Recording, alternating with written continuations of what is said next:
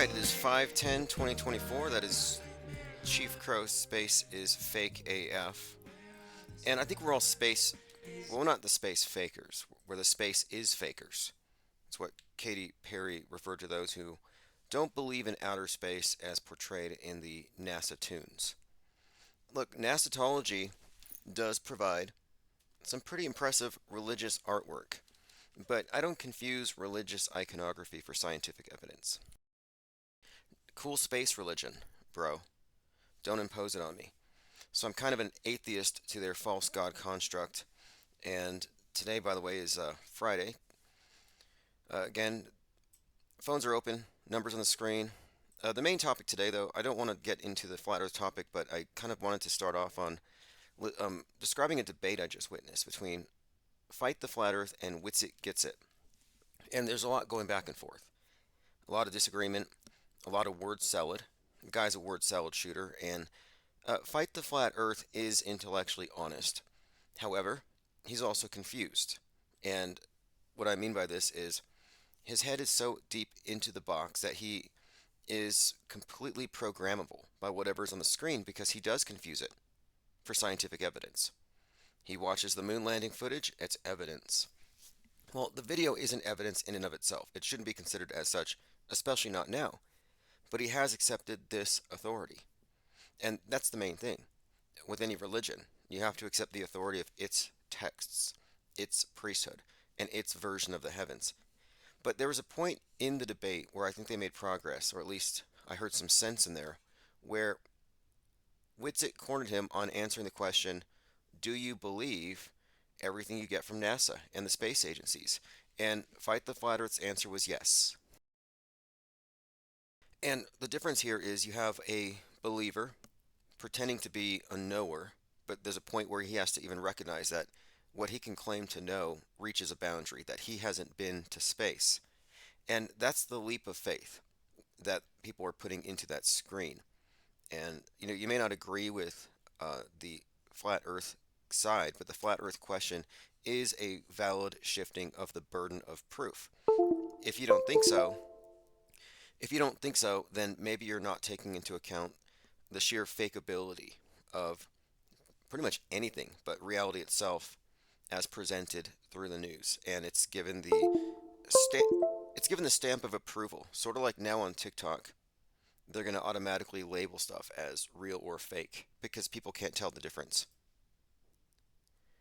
All right, phones are open, by the way, if anyone wants to cut in. Joined by Diana South, Gadego, P. Trippa, Gematria 101, Elephant Tusks, Mango Penguins, Ellie Goering, Travis Cloud. Happy Beak Day, Mom, someone says. Oh, okay, Mom with Sons, happy birthday. By the way, let's talk about the birthday. Today's 5/10, which we'll get into here in a moment. I want to see who else is rolling in. Okay, we're on all platforms. We're also on Twitter at IPS Think Tank. And I did get some updates from the court. I got a notice from the court. I have about a 10-day period now to update my or amend my complaint. And I was given some very pointed directions on how to ensure that Google is effectively pointed out in a cause of action as having committed fraud. So it's some careful legal paperwork. So I posted a link if anyone wants to pitch in on my paralegal. I'm going to hire someone to help me out with this. 10 days, and I think this will ensure victory by July. And facts are the facts, and evidence is evidence, and the fact of it is fraud was committed with the aid of Google YouTube's attorneys at YouTube Legal. I have the emails to prove it. I have a confessional with malicious intent stated explicitly. So given all of this, it's a win-win situation. It's just a matter of how fast I can bring about a resolution. Just a quick question. Is anybody hearing the alert noise from Windows? It seems like some USB cord goes in and out whenever I start a live stream, like some gremlins in the tower gnawing at the wires. Oh, I see. Some people are watching the premiere. Yeah, yesterday's video is premiering right now on the other channel, and that's the Infinite Plane radio channel. I don't store anything on this live channel because this channel's monetized. Yeah, exactly. Do us some pair. The Gremlins heard you say victory. Yeah, the USB sound. Okay, so it's getting out there. I'm just wondering if it's getting out there. Because there's this pattern I've noticed.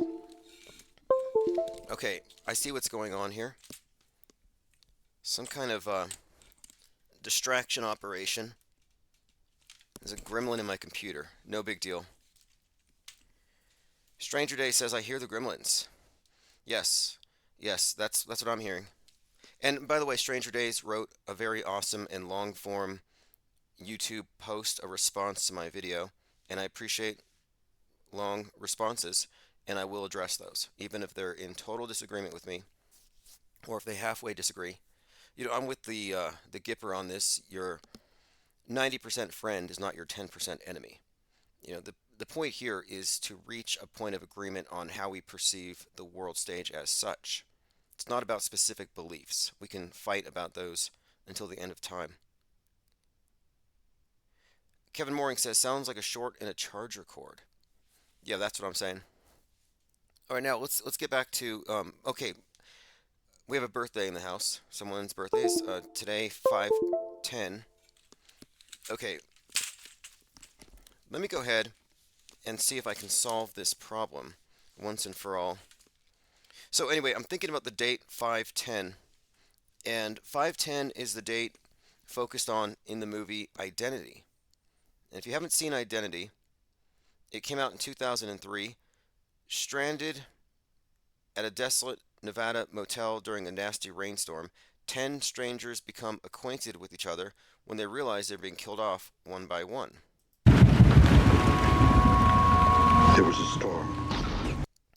Now, I'm not going to play the whole trailer. It's John Cusack, which is the reason why I'm highlighting this, because he does show up in some pretty significant predictive programming, namely Utopia. It was an accident. We had an accident. And we got stuck, and we couldn't get out. We couldn't get out because of the storm. Now, it's a long trailer, but the long and short of it here is that they all discover something. They all have the same birthday. Anyone care to guess what that birthday is? Let me see if there's any good references here. I'm going to have to go to the Wikipedia page. Anyway, Identity is about a serial killer. John Cusack, a bunch of people. Here we go. Reverse chronology to structure a parallel story. It's inspired by a whodunit from 1939. But I think the key thing here was all 10 people had the birthday of, here it is. Okay, here we go. Ed tells Ginny and Timmy to flee, but it explodes on their arrival. The last four discover the bodies of the previous victims have disappeared. Paris has a breakdown, revealing her birthday is on May 10th. It transpires that all 11 people were born on May 10th, which is also Malcolm's birthday and the day he committed the murders. So this whole movie is just weirdly about May 10th. It's called Identity, and I don't really know any deeper underlying meaning to it, but it's John Cusack, and it may be worth reviewing. But I took note of this because I've encountered this date before. I knew someone with that birthday, and I thought, what does this mean? Let's see, let's continue. Copaesthetic says unplug from, it's another computer. I'm not on Discord on this computer. I think I solved the problem. I have a USB light, which I just unplugged. So we should be good. I want to pick up from where we were at yesterday. Here's an interesting one. This is a terrifying warning to conspiracy theorists sent to me by Mr. Trustworthy. And there may be some valid advice here. All right, this is the Wise War Dogs. Before I call it a night, you gotta know and you gotta understand and understand. These people at the top are watching your videos. They know your name, they know where you live, they know your IP address, and there's nowhere to hide. I'm saying that to say this. Be ready to pay for your words. It's all good when you're getting likes, it's all good when you're getting shares, and it's all good when you're getting duets and stitches. But you have to understand that there is a day, a time coming when these people are going to come after those who expose the truth on a national social media level. All right? They know who you are. Your name is on the United States government's desk. Your name is on the United Nations desk. Your name is on King Charles' desk.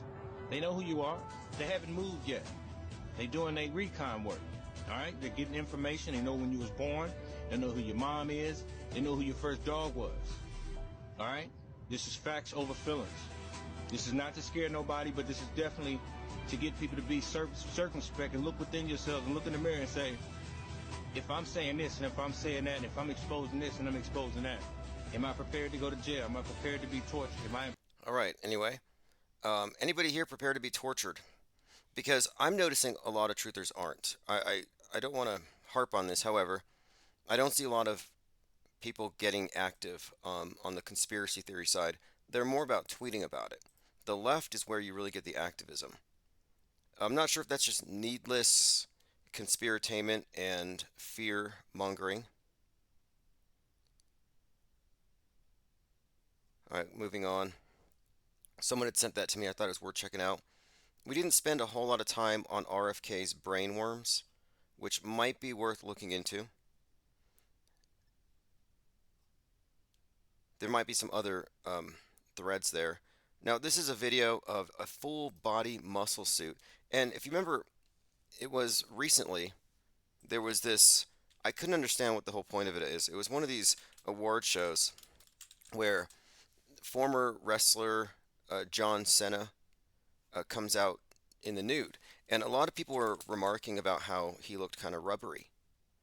And I'm like, what is this whole joke? What is the whole point of it? How is this funny? John Cena stepping on stage at the Oscars and apparently nude, but he was wearing something. If you haven't seen the picture, it's not hard to find. But a lot of people remarked that he looked kind of rubbery and kind of fake. And I can't help but think of it when I look at this video, which shows a woman who is wearing a full body suit, and she looks as real as Mike Senna. Actually, and in fact, when she moves, you can see a little bit of a crease. It's clearly not sized perfectly, but it shows you what's possible. And I've oftentimes looked at The Rock, and I consider dubbing him the Rubber, because he looks like he's wearing some kind of prosthetics on his arms or some kind of enhancement, likely because it's just not healthy to maintain that level of muscularity at his age using the normal types of drug enhancements you would need. So why wouldn't you just buy rubber bodysuit? Catching up on some comments. Trump rally tomorrow. Yeah, well, I'm waiting for 6/11, and I think if you haven't checked out Jurassic Liars, we're pretty much on a 1 month countdown. 6/11, Seattle's gonna get it. I warned people last year. I won't be warning anybody this year. Yeah, holes in the brains run in the Kennedy family, says Kevin Mooring. Well, I thought there's a number of meanings to it. One, it could be a reference to the misinformation, like the mind virus. And then there's the deer virus connection. And of course, yeah, you do have the whole Kennedy head wound thing. We kind of glossed over some of that. You know, his dad gets killed at 42. He loses his voice at 42, which is kind of interesting. But there's something else. I think Laura Loomer pointed out about this. She suggested he caught some type of a tapeworm. And he caught the tapeworm from someone's, and she got some flack for saying this. In fact, I'll see if I can pull this up. She suggested that he got a tapeworm and that he got it from somebody's posterior. But let me play this first. The post-millennial on X, RFK Jr.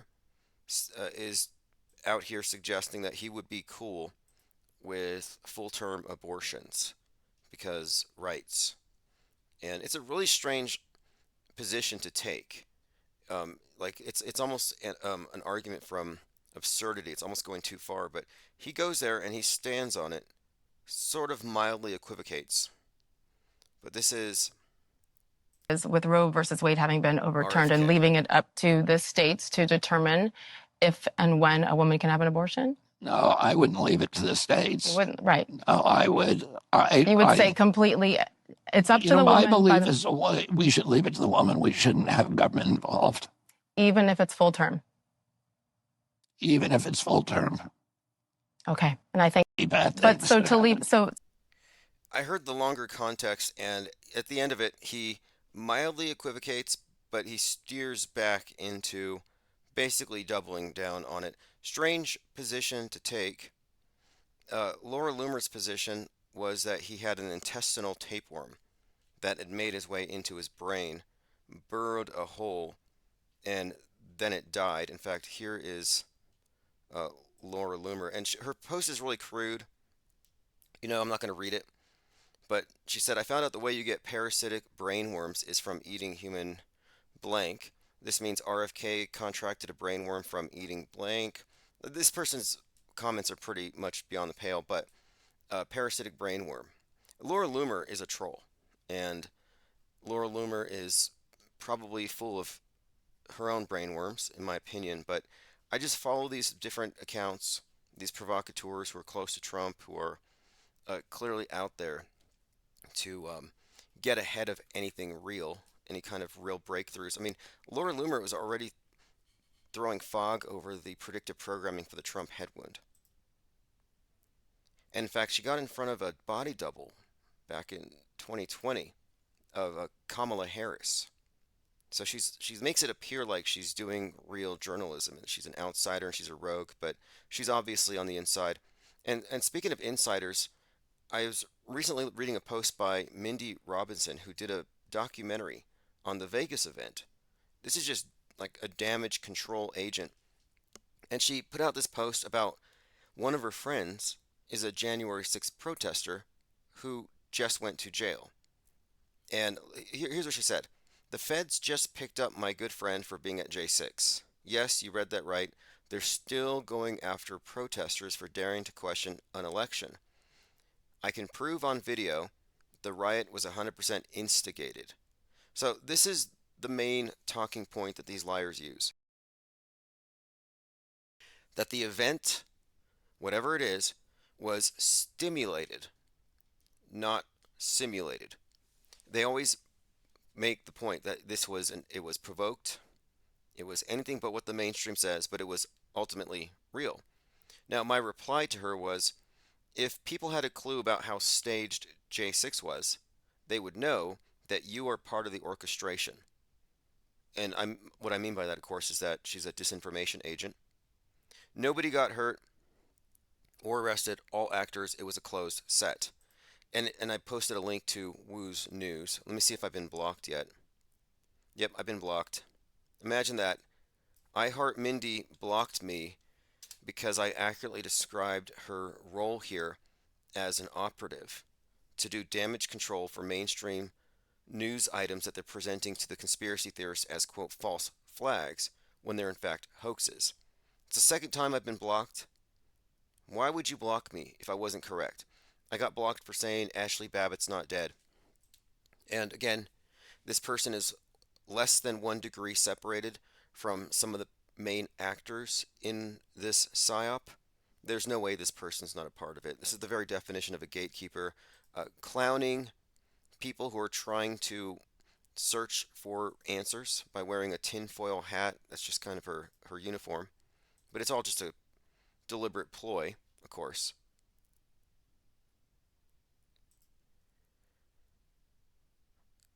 All right, continue. Kevin Mooring says her face is the purge mask. Yeah, look, a lot of people rip on. You're talking about Laura Loomer. I don't really go there, but what I'm just pointing out is that I've noticed and I followed various agitators who I don't think they're anything more than just provocateurs, but they're also insiders to the big psyops, and I think that they're aware of what's coming next, and they have to frame it. There's a lot of people in the X echo chamber where if you follow them, they throw out the same memes all at the same time, like they're getting the same orders. Like, get out of the cities, get out of the subways, get out, get out. Nobody says that anymore. That was last year's meme. but it led up to the subway killing of Jordan Neely, which seemingly had references from the movie Get Out, and apparently, judging by evidence presented by Synchromorpheus, was directed by Jordan Peele, director of the movie Get Out. Now so what I'm saying is that alt media is actually part of the operation. Alternative media is part of the PSYOP entertainment complex. It's not like they're doing hoaxes and the media covers it and misses the hoax part of it, and that alt media is digging into what really happened. No, actually, alt media and mainstream are part of the production company. It's hard to overstate what a reality TV show we live in. It is a reality TV show. 777 asks, what happened to Wooz? Is he still making content? Yeah, I think he is working on a third section to his January 6th takedown. Joined by We, thank you for joining. Aries1 says, Tim, have you ever seen the Terra Infinita map? Let me go ahead and share it or search it. Appreciate the support there. Extraterrestrial worlds. Okay, I have seen it. I didn't know where it came from, but I've noticed it referenced in a lot of videos, and it presents a world, like a bigger world with multiple regions analogous to ours. And interestingly, Cowboy Bebop, the Netflix version, has this similar kind of appearance where it's a larger world. Like if you can imagine an Earth the size of like Jupiter or something. And then on this bigger ball, you have these smaller little crater-like sections that have their own atmospheres and bubbles over them. And there's a number of them that are just adjacent to one another. And it's like kind of suggesting, or from one perspective, if you consider the idea that there's, quote, more land, how is it organized? Are they organized around their own little local light sources, suns, moons, etc.? And this model seems to suggest something like that. And it's not that far off, but I have to compare it to the work of actually no, change his name, sorry, Vibes of Cosmos. And Vibes of Cosmos has identified something absolutely intriguing. Whatever you want to think about it, it's undeniable that it's clearly the case that there's a cluster of craters which correlate nearly perfectly with the known continents here on Earth if you look at it from a AE map perspective. Everything flat, organized around the North Pole, but there's a few minor changes or maybe areas where there's some discrepancies, but overall it's more than pareidolia. It's more than that, but maybe that's all it is. But whatever it is, it's not nothing. If at a minimum, it's a remarkable and astounding coincidence. Some wrong answers are intriguing, and it's interesting to figure out how you might arrive at such a thing, but I don't think it's something you can just dismiss as nothing or a nothing burger. HLG says, Tim blocking the God blocker. Yeah, I am the God blocker. I have blocked actually the Mandela effect's been debunked. Mandela effect is it's RIP Mandela. It's done, but there is a new one. It's called the Tim Pool effect. Tim Pool does not have an E. Tim Pool, Pool.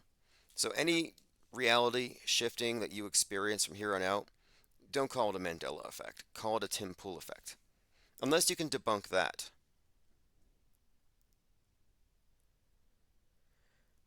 Aries 1 says an infinite plane must contain more if it's indeed infinite. Well, conventional science tells us that the universe is flat. It's infinite. We live on an infinite plane, regardless of whether or not we are describing our position as, I guess, ground zero, and it's infinite darkness all around us, and we're on a ball, or if we're on the bottom of a Minecraft universe. Regardless, it's pretty much considered to be infinite. That's why, again, I don't like the question, what's at the edge? Like it's some kind of joke. I mean, I understand it in a way, this appeal to ridicule, but it's no less ridiculous than the answer that, well, we don't know what's at the edge of the universe. Edge of the universe, edge of the earth. The main difference is if you accept the conventional model, you've accepted a vast gulf of light years of emptiness. And maybe that is the case, but I have a few questions.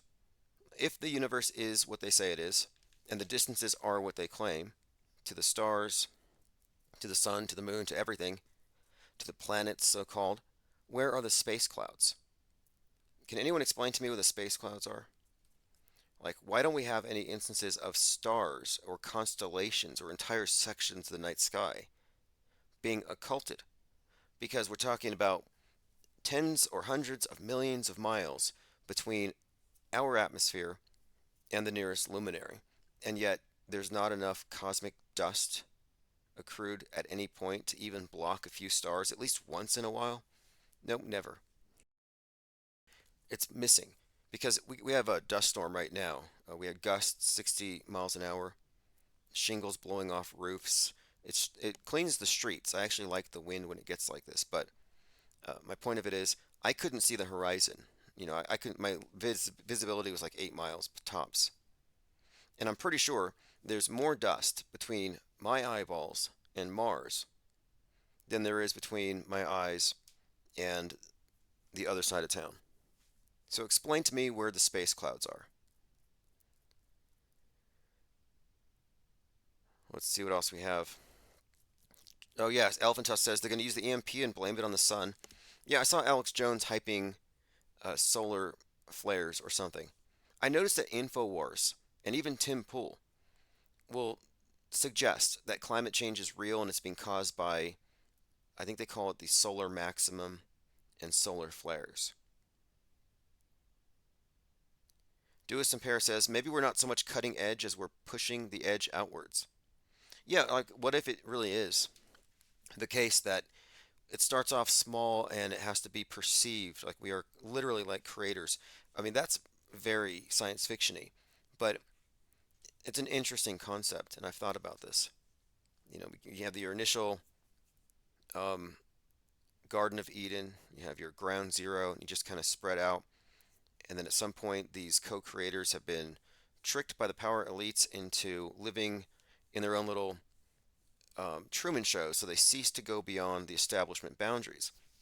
And I did find this thing on Wikipedia I was reading about how at one point it was believed by some Roman geographer, probably one of the first ones, the idea was that you couldn't go past the equator, that beyond the equator it was too hot and there wouldn't be any possibility to live there.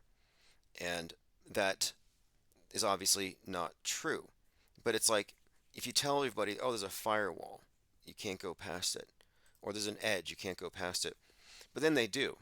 And then you have, of course, the world grows bigger. It's an interesting concept. I don't think that's the case, though. It's mentally the case. We will live in a world as large as the container they give us. I think that's pretty much what we're talking about. When I describe the world stage or the world view, I'm just talking about the model that we live in. And you have to separate model from shape, but the worldview and how we perceive it and how we come to see it the way we do. And it's obviously because we're all looking through Big Brother's viewfinder. But it's the worldview they can change, they can shrink. They can tell you, oh, it's not safe to go outside because of radioactive fallout or chemtrails. I've got a question. If the mass media suddenly started saying chemtrails are real, wear masks and lock down, would your average chemtrail believer don a mask and lock the F down? I'm willing to say no. I don't think there would be a single chemtrail activist who would lock down and mask up for chemtrails if the government told them to. What about you? Dewis in Paris says, I can't see what they would achieve. They're setting off an EMP, all this work to digitally imprison us and just blow it up. Yeah, I think it would be disastrous. I don't think they're going to do an EMP, as in destroy the infrastructure, break our toys, but I think what they might do is in some way suggest that we have to voluntarily lock down the internet, quarantine, social media until we can get rid of certain mind viruses, and then a heightened type of, I guess, accountability before you can get back on. Perhaps the mind vax, in a sense. So mask your mind, vax your mind. We're going to lock down the internet for a time to get rid of deadly mind viruses because they caused white nationalists to nuke Seattle, or whatever they say.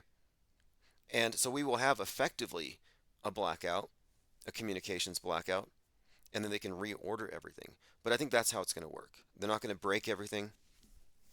They might actually do it temporarily wherever the fake nuke happens. But I think they'll use the fake nuke as an excuse, with the public's consent, to 100% overhaul the internet. Dinah South says, I believe moon craters are reflections of small portions of the infinite plane. Well, that's the whole concept in Vibes of Cosmos. He's suggesting that if you can imagine that the Earth is a flat plane and there's a light source below, and he calls it the black sun, and it projects straight up into the ionosphere, which is where the moon appears. And that's his contention. But you have to think about it like the Batman signal. You have a spotlight with a bat on it, and it projects onto the clouds. Similarly, this light is projecting through the plane that we're on, and the land shows up as dark spots, i.e. craters. The lit areas would be where it is water, the oceans. So if you look at the moon as like a Batman signal, a projection of what is beneath, then you'd focus on one certain quadrant of those craters on the moon. One section of those craters happens to correlate neatly with the continents that we've been made aware of, and it suggests that beyond there are much more. In other words, if this guy's concept is accurate or even close, there's 4 times as much land on the plane within walking distance than we know.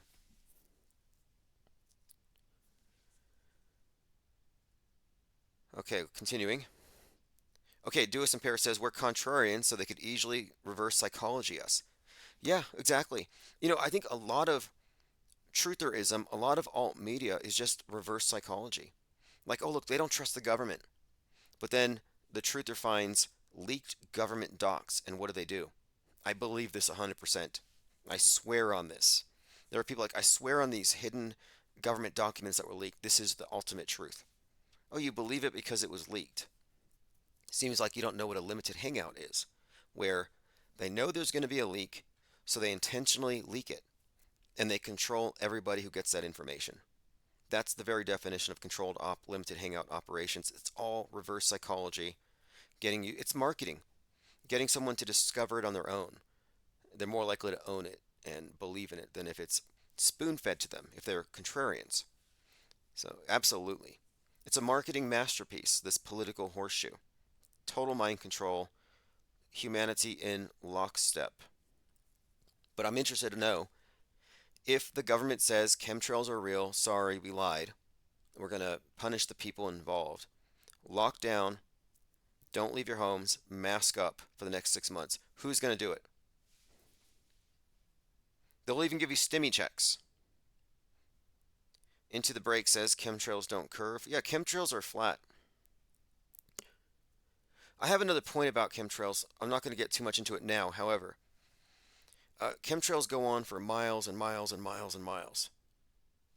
And there's no amount of chemtrail juice you can fit into an average airplane that would be able to dump that sheer volume, which means that it's not a spray, nor is it a material on the airplane being dumped, but rather it's hot air.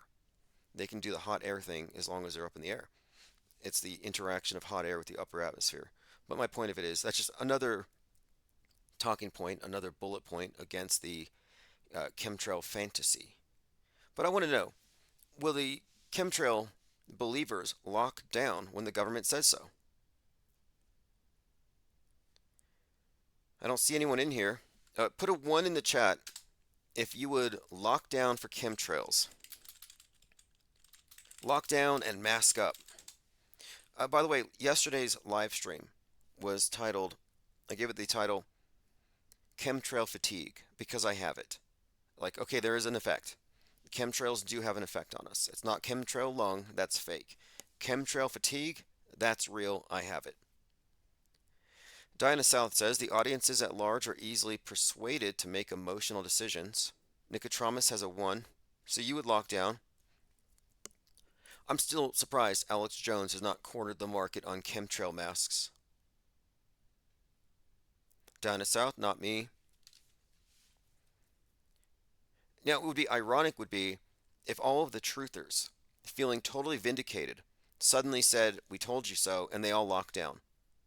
And then the climate change people say, "Oh, we don't believe in that," and they refuse to lock down, and they take to the streets. All right, let's move on here. I don't see anyone here. If you would lock down, the number is 1. If you're not going to lock down, I'll just assume you're not falling for it. But I think it's a valid question. I should do a poll. Really, I mean, really, it's kind of perplexing that they don't already. All right, let's move on from that. Let's move on from that. It's the daily bread and circuses. It's such a clown show. Okay, back to my notes. Calling out agents on X. Nikola Tesla is alive. He's 168 years old. Here's a photo of him hugging Donald Trump. This is just another example of how there is some kind of a psychological operation to create a new age political religion around Trump, and it's worked. I believe this is 100% a psyop. And the fact that people entertain this stuff, it used to irk me, but now I'm starting to appreciate it. I used to be a fan of the weekly world news, which might even be the reason why I'm so driven to start this tabloid and why I've kind of, tapped into the tabloid market and I've tested it and I realized we have a viable product here. But it's something about, I think what I liked about the weekly world news was the creativity. Bat Boy or the horse born with the child's face, all these bizarre stories. And the creativity is what stood out. And it wasn't even trying to be real. Like I realized even then, mainstream news is fake, or at least it's not trustworthy, not worth reading. But at least these ones are self-consciously fabricating. So you have a bunch of dupes who don't know they're liars, and then you have confabulators who are doing so creatively. There's a difference. And unlike a lot of like the Onion or the Babylon Bee, the weekly world news was apolitical. But regardless, I kind of appreciated the fact that there's a section of media for people who just don't care about establishment reality. And I was into it for the entertainment value, conspiratainment in a way. So when I see this insanity, this delusionist fan fiction nonsense, I'm starting to like it, but not for the same reasons the believers do. I mean, I think it's obviously it's creative. Nikola Tesla is 168 hugging Donald Trump, and they have pictures to prove it. And that's just scratching the surface of the insanity and how deep it's going. I got another question, by the way. Why didn't any of the Gematria prophets mention today's solar flare back when they were hyping up the apocalypse? Back in April last month, it's all about the world's going to end, apocalypse. It's 666 days from this event, and 777 days from this event, and 6,666 days and 66 hours and 6 minutes this happened. So these prophets come out with their calculators, their gematria, and their code, and they tell us the world ends on 4/8. Nothing happens. Now I have some of them kind of hyping up that today the world might end. One of them said Trump's going to get it today.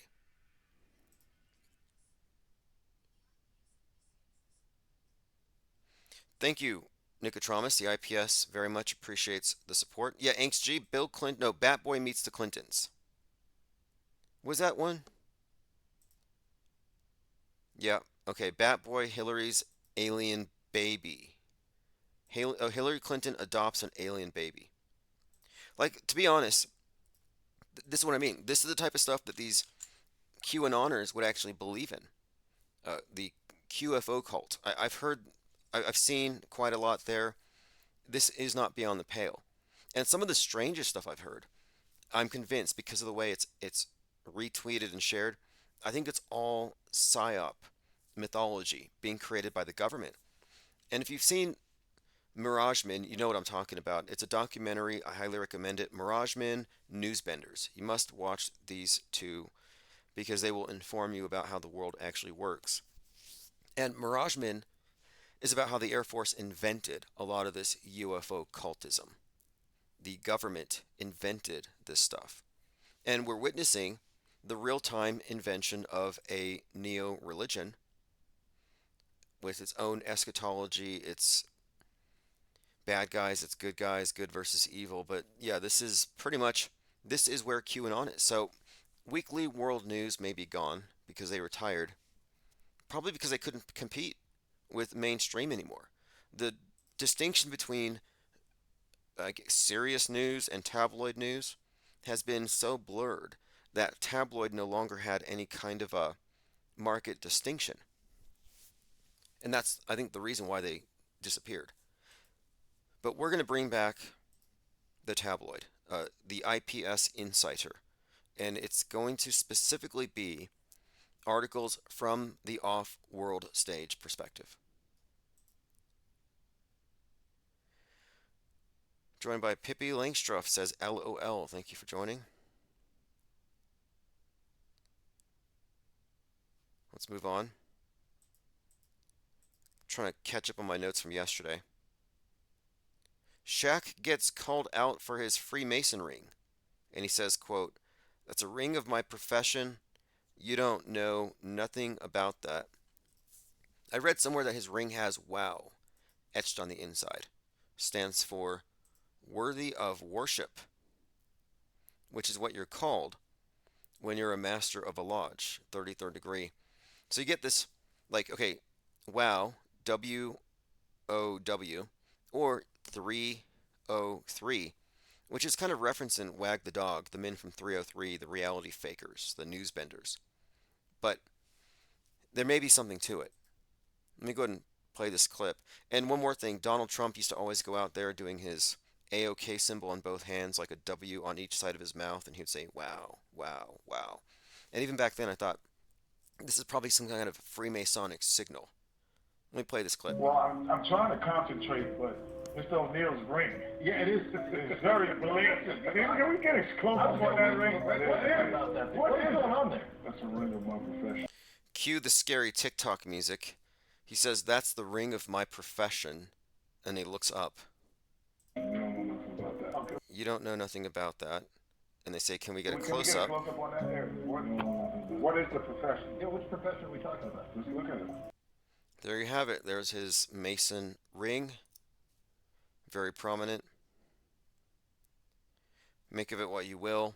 Now, Shaq did say the earth was flat a number of times. His reasoning wasn't exactly clear to me, but I don't know. It depends on how you look at it. He wasn't asserting a model, but he was asking some interesting questions, and he made some points about how do you know that everything we know is filtered. He made some points about how you can be manipulated through what you are shown if you accept everything, and through what you're told if you just listen to everything. And he made this kind of a point, I think, from skepticism and maybe agnosticism, but he didn't go full into it. He didn't get clowned as bad as some of the others who have delved into that subject. Okay, let's see here. I have a lot of updates on Q, which I don't really care for. Let me play this. Now, I got some flack yesterday because I had mentioned that chemtrail activists aren't doing anything, and I suggested that they throw spaghetti sauce on priceless paintings, glue themselves to airplanes, and lie on the freeways. And this is a reference to what climate change activists have been doing for years. And I got a comment from Jake Gibson, who was not too happy about that. He suggested I was encouraging felonious behaviors and possibly people getting themselves killed. Well, I was being facetious. And here's what I mean. Okay, so both the chemtrail activists and the climate change activists believe that man is destroying the world, that man is altering the climate and the weather. He is geoengineering, poisoning us, killing future crops. Both, again, both chemtrail and climate change activists believe the world's ending. But chemtrail activists only tweet about it. So here is a quote shocking moment when elderly climate change activist uses a hammer and chisel to smash the glass protecting the Magna Carta, signed by King John in 1215. This is at the British Library. She's doing this for Gaia. She's doing this to save the world.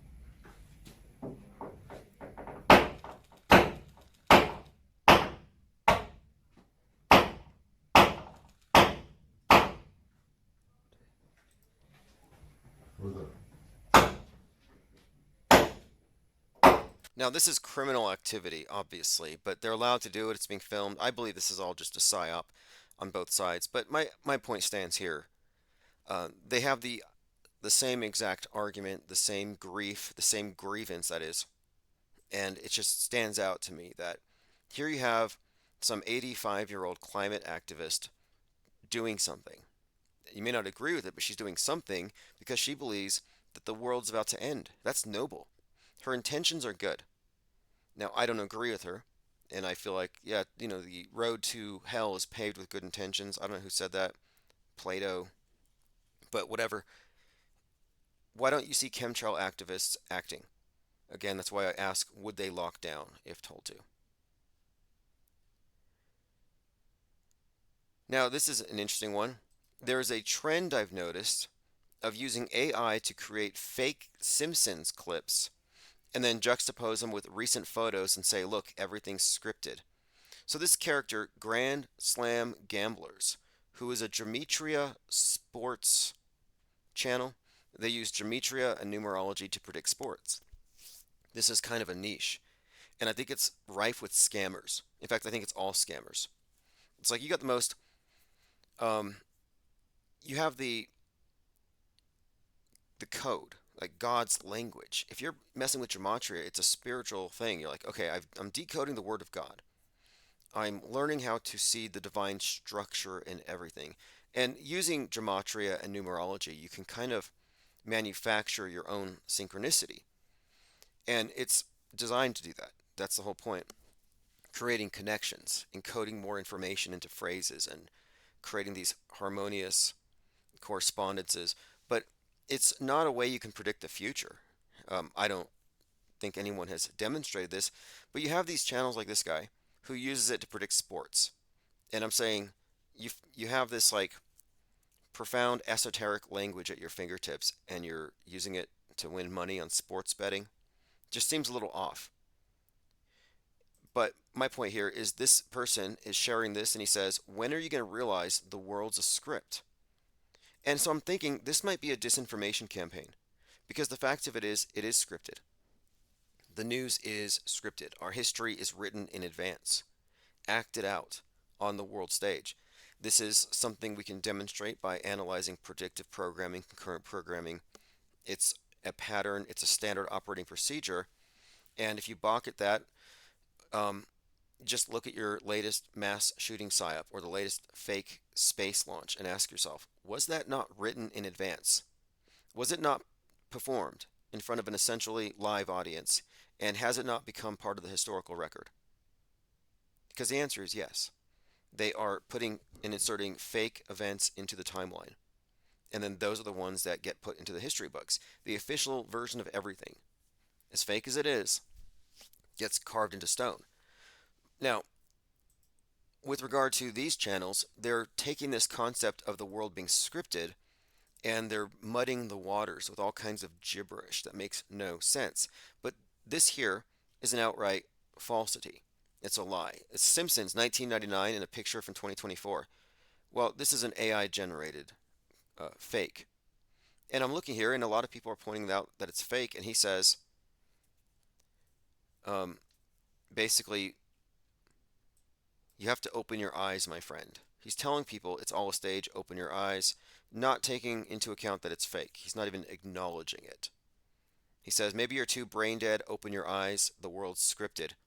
So what I'm saying is that this person isn't accurately describing how it's scripted, and he's presenting false evidence. So I looked into the channel, and sure enough, he's one of these Gematria channels that uses, again, numerology to predict sports. Here's an example. Coaches' birthdays in the MLB. How's that going for your Patreon members? He's charging monthly fees for inside information, going deep into birth dates and connecting things. Anyway, if there was anything to it, the world would have ended on 4/9 because they all had agreement it would have ended. If there was anything to it, if it was more than just the sharpshooter fallacy, Las Vegas would have been nuked as soon as Taylor Swift showed up because they were all able to, quote, predict it. It's a way to create the false perception of accuracy is what it ultimately is. So it's just another reason to love X. The faux insights of Gematria gamblers using sacred numerology to win money on sports betting while spamming fake Simpsons predictive programming screenshots and blabbing about how it's all scripted. Super scammy. Now, I made something of a facetious comment, and I said something about chemtrails, and some true believer posted, he said, the chemtrails mess with my lungs every time they're heavy spraying. And I realized, hey, this guy's a victim. This guy on X sees the condensation trails and he suffers. He feels it in his lungs and he gets sick. Well, my answer is the nocebo effect. The nocebo effect is the same thing as the placebo effect, except it's negative. You believe something is going to harm you, and it harms you. Psychosomatics. This is the mind affecting the body. So this conspiracy theorist is suffering as a result of chemtrail theory, not chemtrails. Think about that. If you push chemtrails, you hurt this man.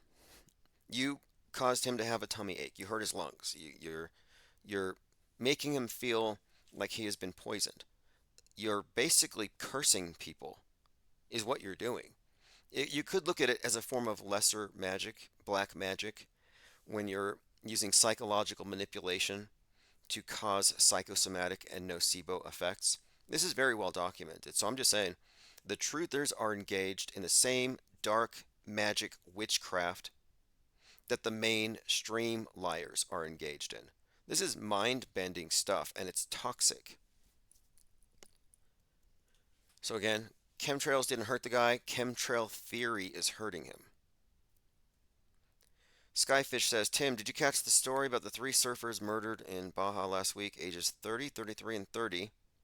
The suspect arrested yesterday and was caught. Guess his age. Okay, let me guess. I've been saying they need to go ahead and just lock up the 33-year-olds, just quarantine them for a year. We'd have a year of peace. So I'm thinking, my guess is that he was 33. Here we go. Suspect in triple murder of sources told his girlfriend he killed them. This is from yesterday. Anything that makes the mainstream, I look at it as fake until proven real. I'll have to dig into it to know. But the numbers tend to fit a pattern. I'll have to look into it. It looks interesting. It looks intriguing from an auto hoaxer perspective. We'll have to look at the deeper symbolism and the dates. So I will look into it. But another one of those 33-year-olds. Cannabear says, fear programming, that's why I quit listening to Alex Jones. Yeah, the Kool-Aid is bad enough. It's all fear. That's what they're selling people on. But this is actually, I have a pretty interesting podcast linked here I'll get to. An author of a book called The Politics of Fear. And he gets into a point about the effects of being in a cult. This person I'm referencing is a recovered Scientologist. He escaped the cult. And one of the things that he points out is that there's a deliberate marketing of fear specifically to conspiracy theorists. And he explains why it's so effective. I'll see if I can find that clip. Here it is, The Politics of Fear. And this is a critique of the conspiratorial view. And The Politics of Fear was written by Arthur Goldwag, and the host is Chris Shelton.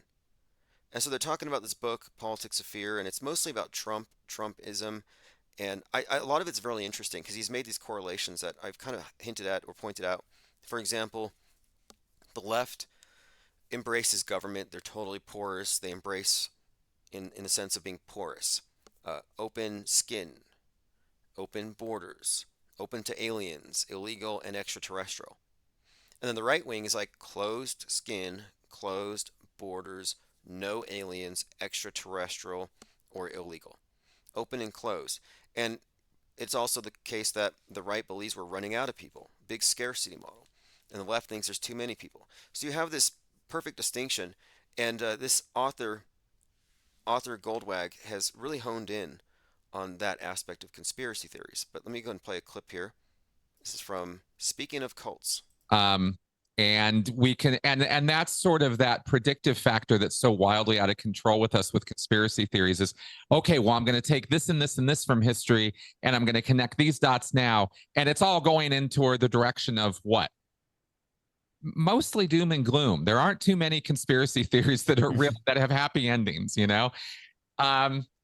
Or endings at all, really. It's very interesting how so many of them are sort of, well, there's just this big nefarious plan and I'm in on it now, so I'm emboldened and empowered because I have this secret knowledge. Well, what are you going to do about the Illuminati? Well, nothing. Nobody can really do anything. Well, then what's the, the earth is flat. NASA's lying to us. It's all a government operation because the devil. And you just go, okay. So what am I supposed to do with this, right? Pray. Okay. It's an interesting conversation overall, but he makes a valid point here. And I want to point out, we're not conspiracy theorists. Mainstream is conspiracy theory. Alternative media is alternative conspiracy theory. These are belief systems, not rooted in objective reality, but filtered through Big Brother's viewfinder. What we're doing is media deconstruction. And much of media is simply conspiracy theory, and that's pretty much the best way I think to describe it. But there's a few other points in here. I may get back to this particular podcast. I linked it on minds.com. But these are both escapees from the Church of Scientology, and they have a lot of great insights into how this groupthink works and how the fear programming is pretty much, I guess, one of the main components specifically of conspiracy theory. But Scientology, and I talked about this before, the Scientology religion is the pandemic model. That's all it is. It's based on a global mind virus infection. And the mind viruses are what they call them engrams. And they believe these are things you pick up passively all the time, subconsciously. And you have to consciously purge them from your system. And you have to be, quote, cleared. So you have to have your mind and your thoughts purified. You go through the purification course. It's all about purity, but it's psychological purity. And it's about social distancing and cutting yourself off of those who will not accept the purification process. But it's quite literally a pandemic model religion. And religions, conventional religions, are the same thing. Just replace virus with sin. Virus, sin, engram, same thing. Yeah, I'll open up phones here. Jim H says, auto believer named Painbow9553 wants to speak to you. Yeah, auto believers are welcome.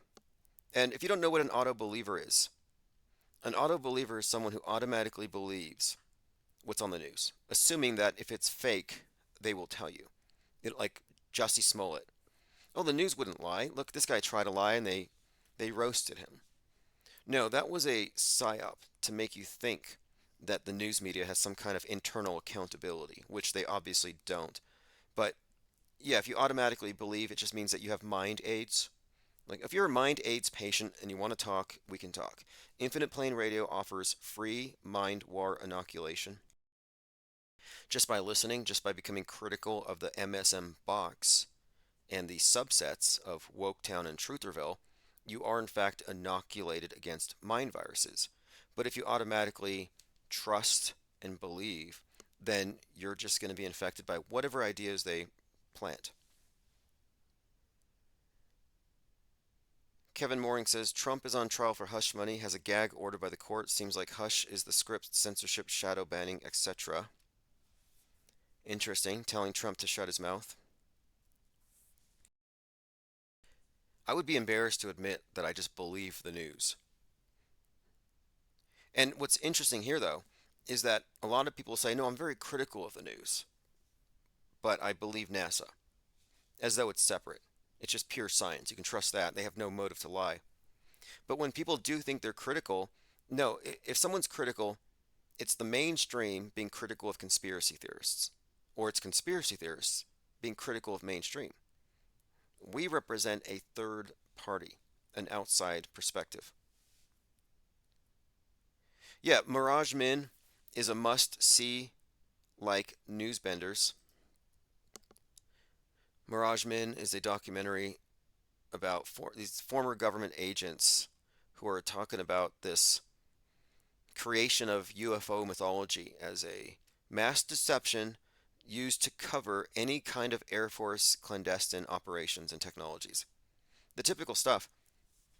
And this is kind of interesting too. Recently there was a conversation between Bart Sabral and Joe Rogan, and they're talking about a submarine or some craft beneath the ocean going at 500 knots an hour, which is impossible. So they're debating it. Bart Sabral's like, it's aliens.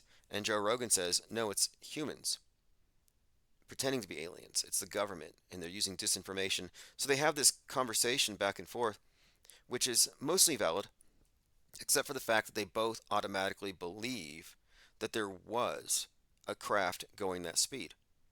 They didn't question the essential premise. So they're debating over a hyperstition. They're debating over something artificially introduced from outside the realm of possibility.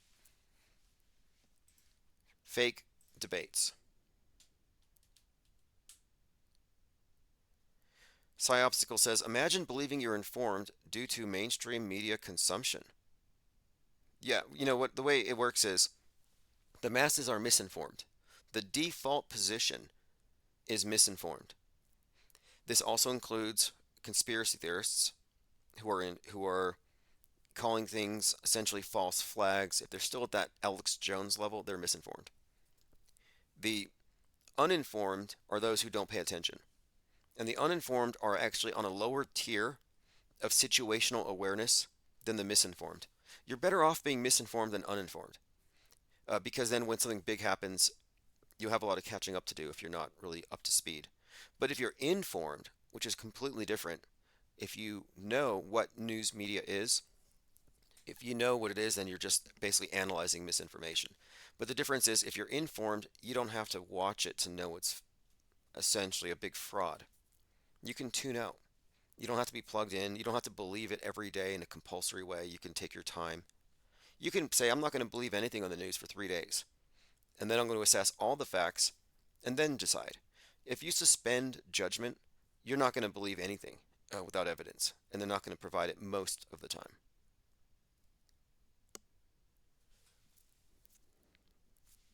But anyway, if someone wants to defend their mainstream media faith, I'm happy to hear it. Phones are open, 505-349-0420. I have opened up the ringer. And by the way, there are a couple topics that I will just block because we will be cut off. And if you have an agenda, I just ask you upfront about it. We don't need somebody coming in with dog whistles trying to sell us on white genocide or whatever your agenda is. Like, we're focused on mass media deconstruction, not selling people on partisan ideology. 777 says, how many Hollywood movies has Trump been in and derp wingers still think he's somehow separate? Yeah, some people think he's an outsider. He's a rogue. They don't know what he's going to do next. I think it's funny. Like, I'm not really, again, I'm not criticizing people who are true believers who have their heads in the box. Like, I understand where they're coming from.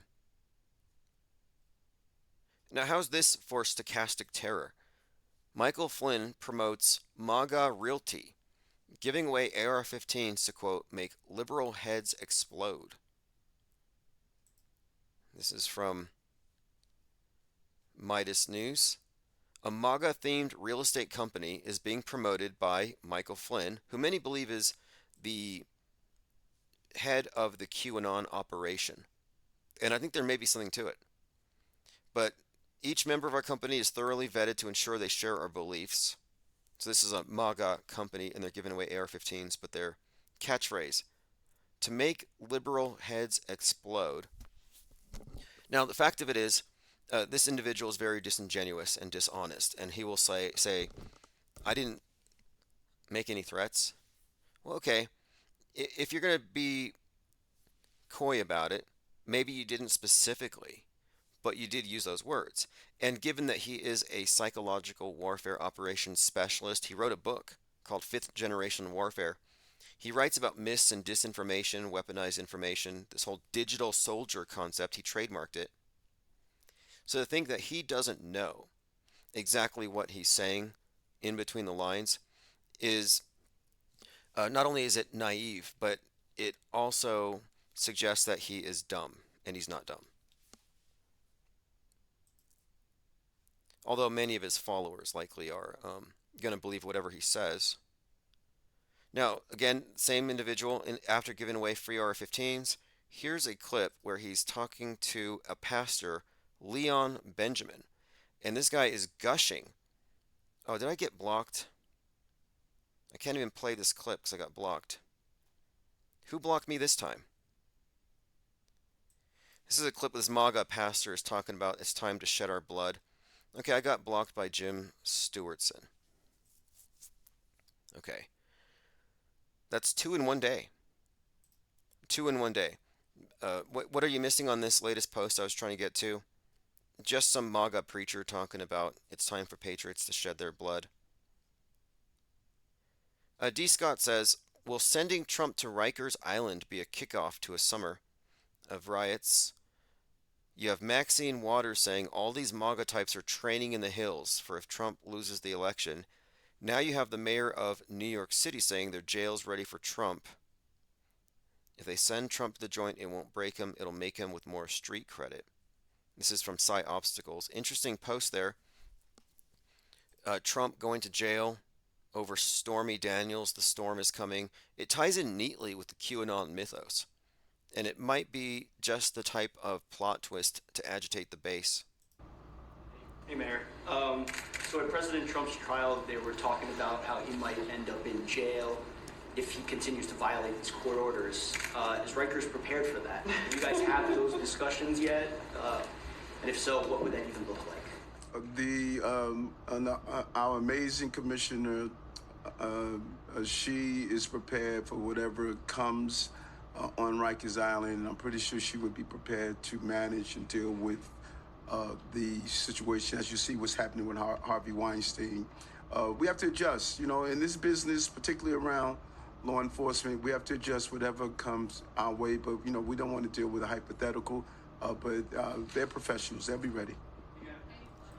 Anyway, the long and short of it is they are ready for Trump, preparing his cell. Then we have Donald Trump truthing this. It's a really bad feeling to have your constitutional right to free speech unfairly taken from you. Yeah, why don't you talk to your friend over there in the Q department about his censorship of the IPS? Anyway, blah, blah, put you in prison, blah, blah. Here it is. Quote, an attack on the Republican Party and our once great nation, our First Amendment must stand free and strong. Quote, give me liberty or give me death. Trump saying, give me liberty or give me death. And if you look at his avatar, and we've pointed this out before, it actually has a 9/11 encoded into it. So he wears his hat with 4-5 and 4-7 on it. For President number 45 and President number 47. Add them. 9/11. Well, here's his avatar. It has a 9/11 built out of the stripes and the blue square on the American flag over his face. If you count the stars, there are 9 stars in the blue section. There are 2 pillars with the red stripes. So it's a 9/11 over his face.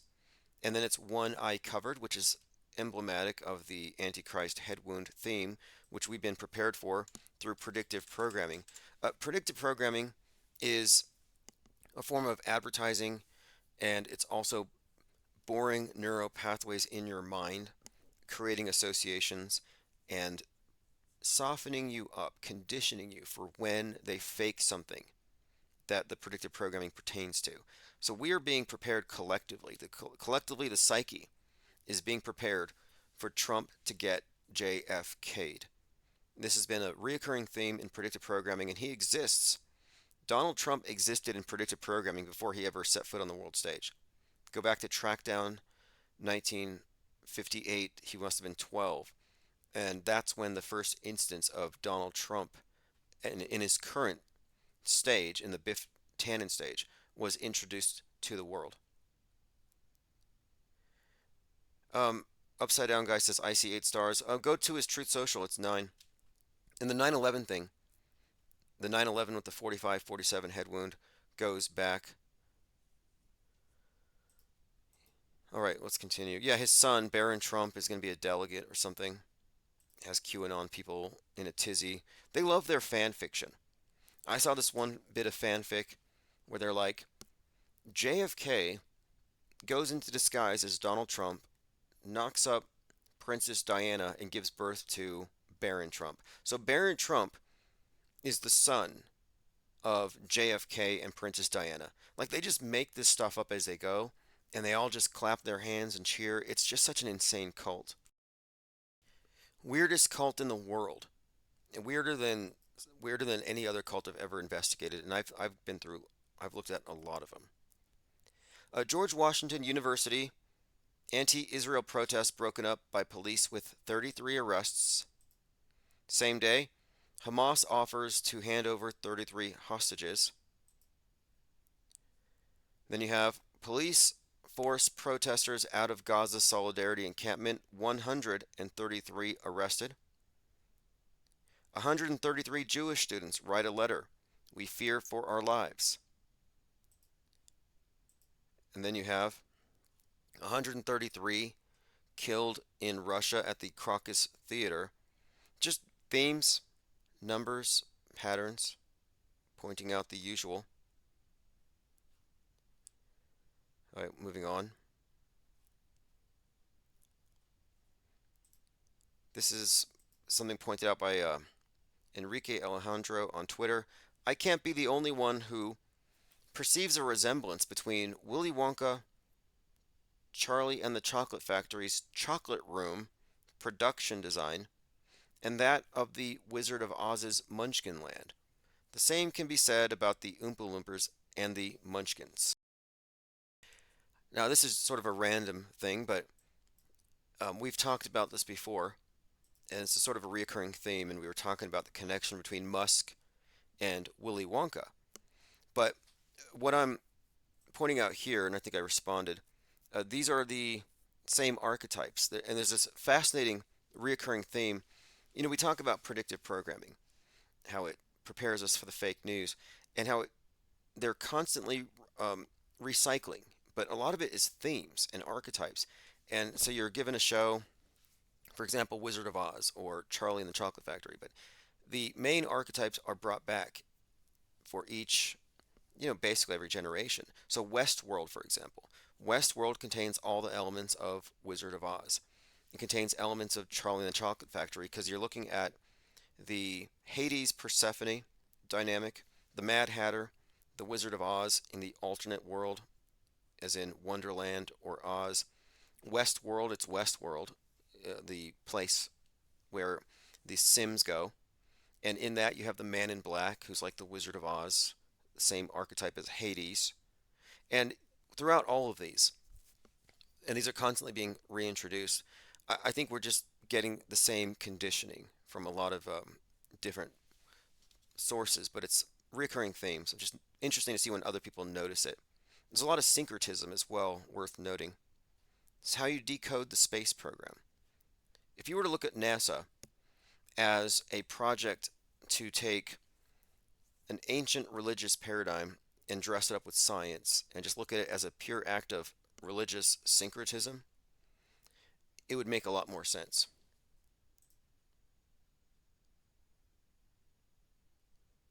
Buzzing Fret said several months ago IPS used the term Trumpanzees.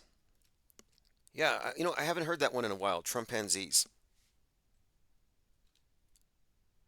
I like that. I should AI render something. Like I have some ideas. I'll work on it. Upside Down Guy says War Games 1983 movie AI is going to nuke the world. Yeah, and I believe War Games I often reference the tagline strange game, the only winning move is not to play. It's got a Matthew Broderick, Ferris Bueller. That movie has a lot of Seattle 113 or 11.3 or 311 predictive programming. Again, War Games is prominently in the predictive programming game, and it definitely ties into Seattle. So it's kind of interesting you bring that up. I may have to watch it again. And I'm not going to do the research right this minute, but in the movie, there was some kind of predictive programming. I believe it was he's hacking, and he manages to access some kind of site where he can set off the nukes. I'll see if I can find it. NORAD Command Center from the movie War Games. Anyway, it does reference the same numbers in Seattle. We'll see. World War III. They've been advertising World War III for a long time. I think a lot of us are getting impatient. Upside Down Guy says, I think Jurassic L is predicting RFK's head in place of Trump's. I don't think RFK represents an existential threat to anybody anywhere. I don't see the gain in his removal. His campaign is just something of maybe it's a spoiler for Trump. I think it's also kind of a huge bit of gaslighting to put it out there in front of the QAnon cult who have been convinced that JFK Jr. is Jesus Christ and JFK is Jesus and the Kennedys are the blood of Christ and they're going to defeat the evil deep state. Then RFK comes out and the rest of the Kennedys reject him.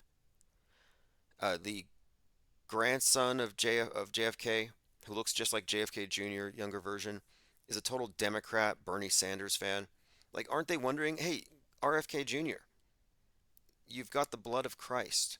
Why aren't you going to fight the good fight? You should. It doesn't make any sense. It's incoherent, is what I'm saying. But no, it's not going to change. I don't know why anybody would suggest that. There's no indication that the Trump headwound psyop that has decades of predictive programming leading up to it is going to be anything but. I mean, even Donnie Darko, 2001 movie, 9/11 predictive programming, Trump and 9/11 are inseparable. Look, Biff Tannen is Donald Trump. They deliberately modeled the character, but there's a predictive programming relationship between Trump on the world stage and Biff Tannen in Back to the Future. Well, Back to the Future is chock full of 9/11 predictive programming, as we've often discussed here. So the idea here is that they have, I believe, that they have strongly associated Trump with Kennedy's for no other reason than they're going to JFK him. And when they do, it'll have all the more impact to those who have deified him, who see him as Christ, as Moses, as... And by the way, that image he shared on Truth Social where he had the horns, the Time magazine cover, he had horns like Moses in that Moses statue by Michelangelo. Well, that wasn't the original cover. Someone modified it to make the horns more apparent. Why did he share that one? Very interesting question. Why would he share the one that has the horns on his head? Okay, if you're an auto hoaxer, you must pay attention. This is an upgrade. These are replicas. And Salty Texan said, these can be used to enhance the CGI war scenes and mainstream terror operations. Never trust the television again. This is from the Salty Texan. who I'm going to follow on Twitter, Texan_MAGA. This is a really good observation. So what you're looking at here, I mean, it looks like an embalming room. And if the hands were over the chests and not flopping on the sides, I might fall for it. It looks like a room full of embalmed bodies. But no, these are all replicas. So if you think about the usual thing, a psyop, and people laying on the ground with theatrical blood, and we're always picking it apart, noticing how fake it is. Well, they've just brought in the next level. These are not going to grin on camera inconveniently like so many crisis actors have. And these are indistinguishable from the real thing. This is the deep fakes. This is the deep fakery to pay attention to. Forget about filters and AI and face swapping and deep fake porn and all this stuff. They warn us, oh, it's gonna happen. They're gonna do this stuff, and it's gonna be It's gonna be destructive. No, this is really, I think, the deep fakery that they've already been employing for such a long time. That we're already in a deep faked reality. You know, you could load these up into a pneumatic cannon and blast them out of a tower and make it look like they're jumping out of a burning building. I mean, how would you know the difference? It's going to be increasingly difficult to maintain any kind of sense of reality if you're not apprised of all of the tricks and tricks that the special effects departments have. And this is just an important facet. So we've talked about rubber suits, hyper-realistic masks, but hyper-realistic dead bodies. And I've seen surgical training dummies, and they send them to Ukraine for some reason. And I've seen some of these. They're used for training, and they bleed, and they breathe.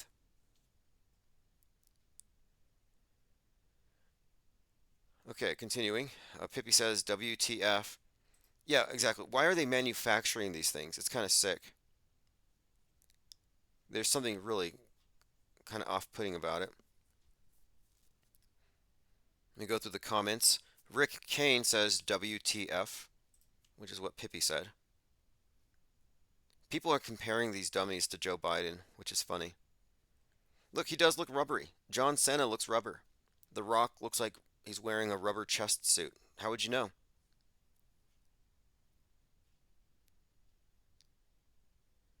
Okay, moving on. I want to get to these comments.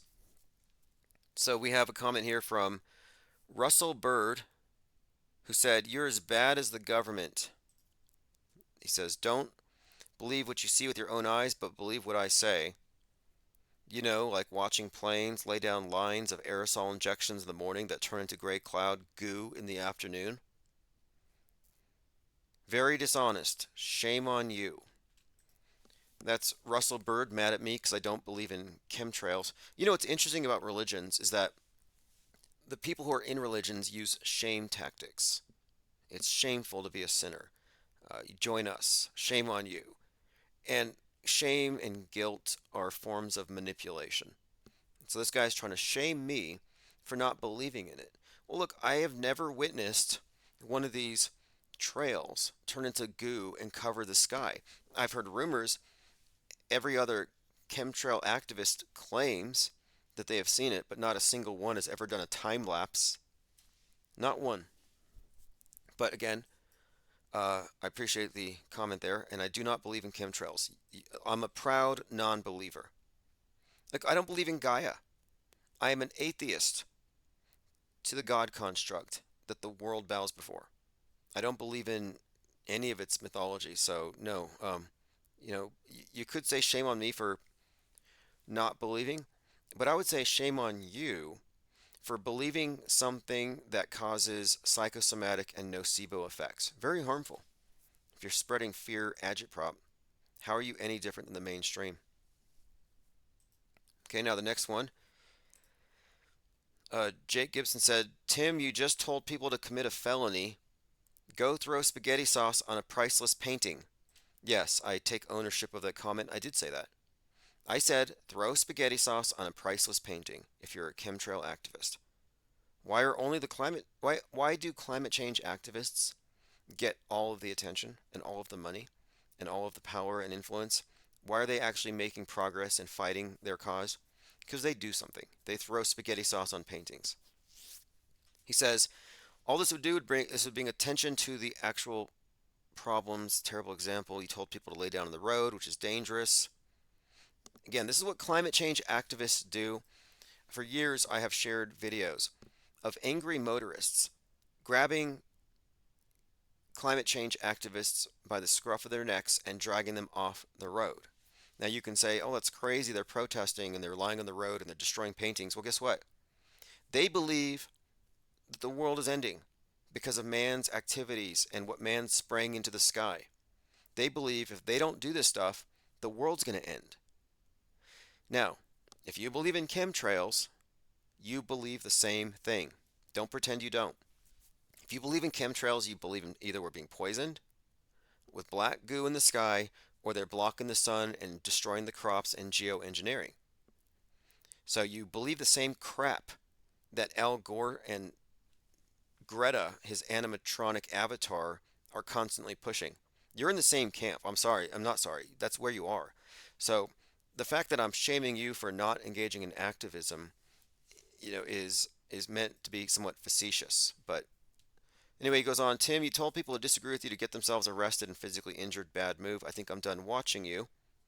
You do solid work breaking down the fake news, but this video telling people to commit felony vandalism and risk death is over the top, evil, and shilly.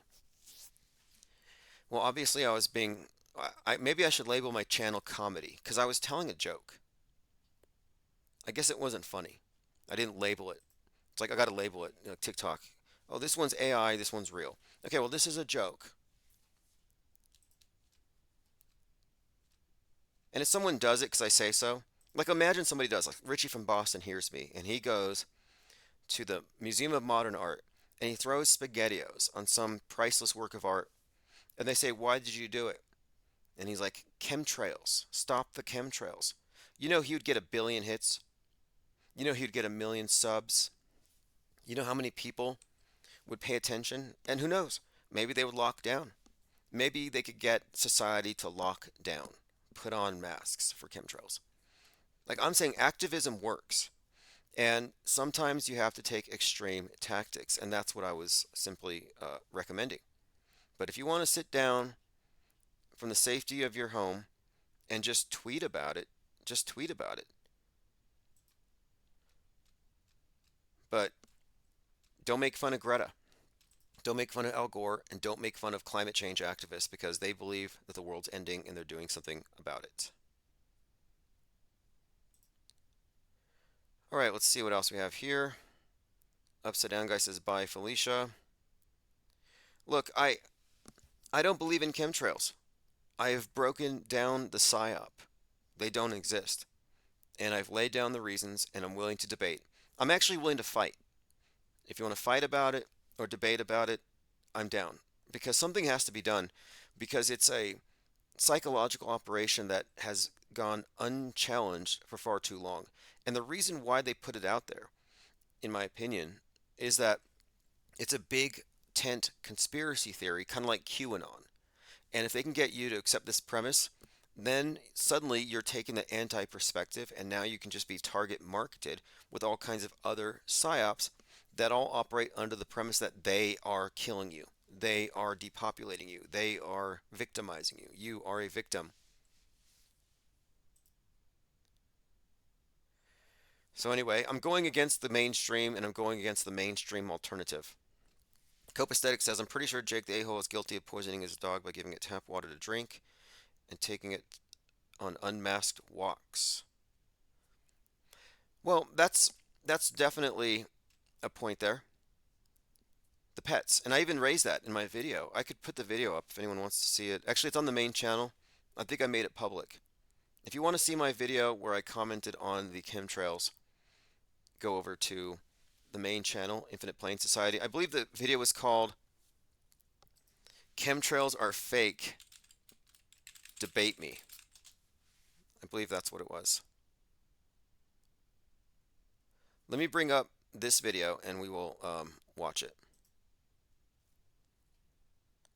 Okay, one moment here.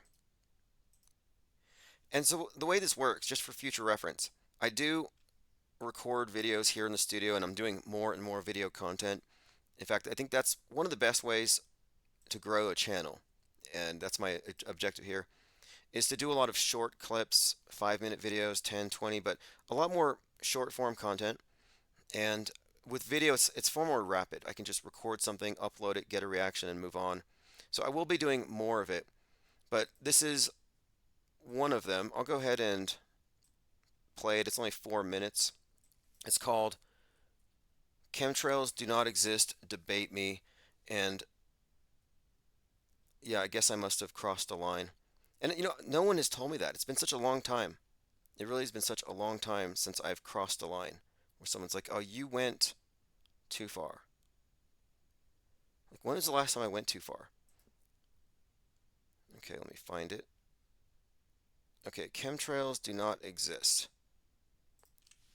Just a short 4-minute clip. So if you subscribe to the channel, members get access to these videos, and then they go live to the public within like 12 hours, 24 hours. Going through my comments on the YouTube channel, and I appreciate everyone leaving their feedback and comments. And I'm getting a lot of blowback for my take on condensation trails, which exist. Chemtrails do not exist. They don't. The burden of proof has never been met. And the arguments for chemtrails are reliant strongly upon logical fallacies and deliberate ignorance. It is ignorance at this point. It's an appeal to ignorance when you're trying to pitch the idea, assuming or hoping, appealing to the notion that the person has no clue about condensation trails. And then 2, it's largely an argument from an appeal to motive. The bad guys are so bad, why wouldn't they? But in terms of evidence, there's less evidence for chemtrails than there is for climate change.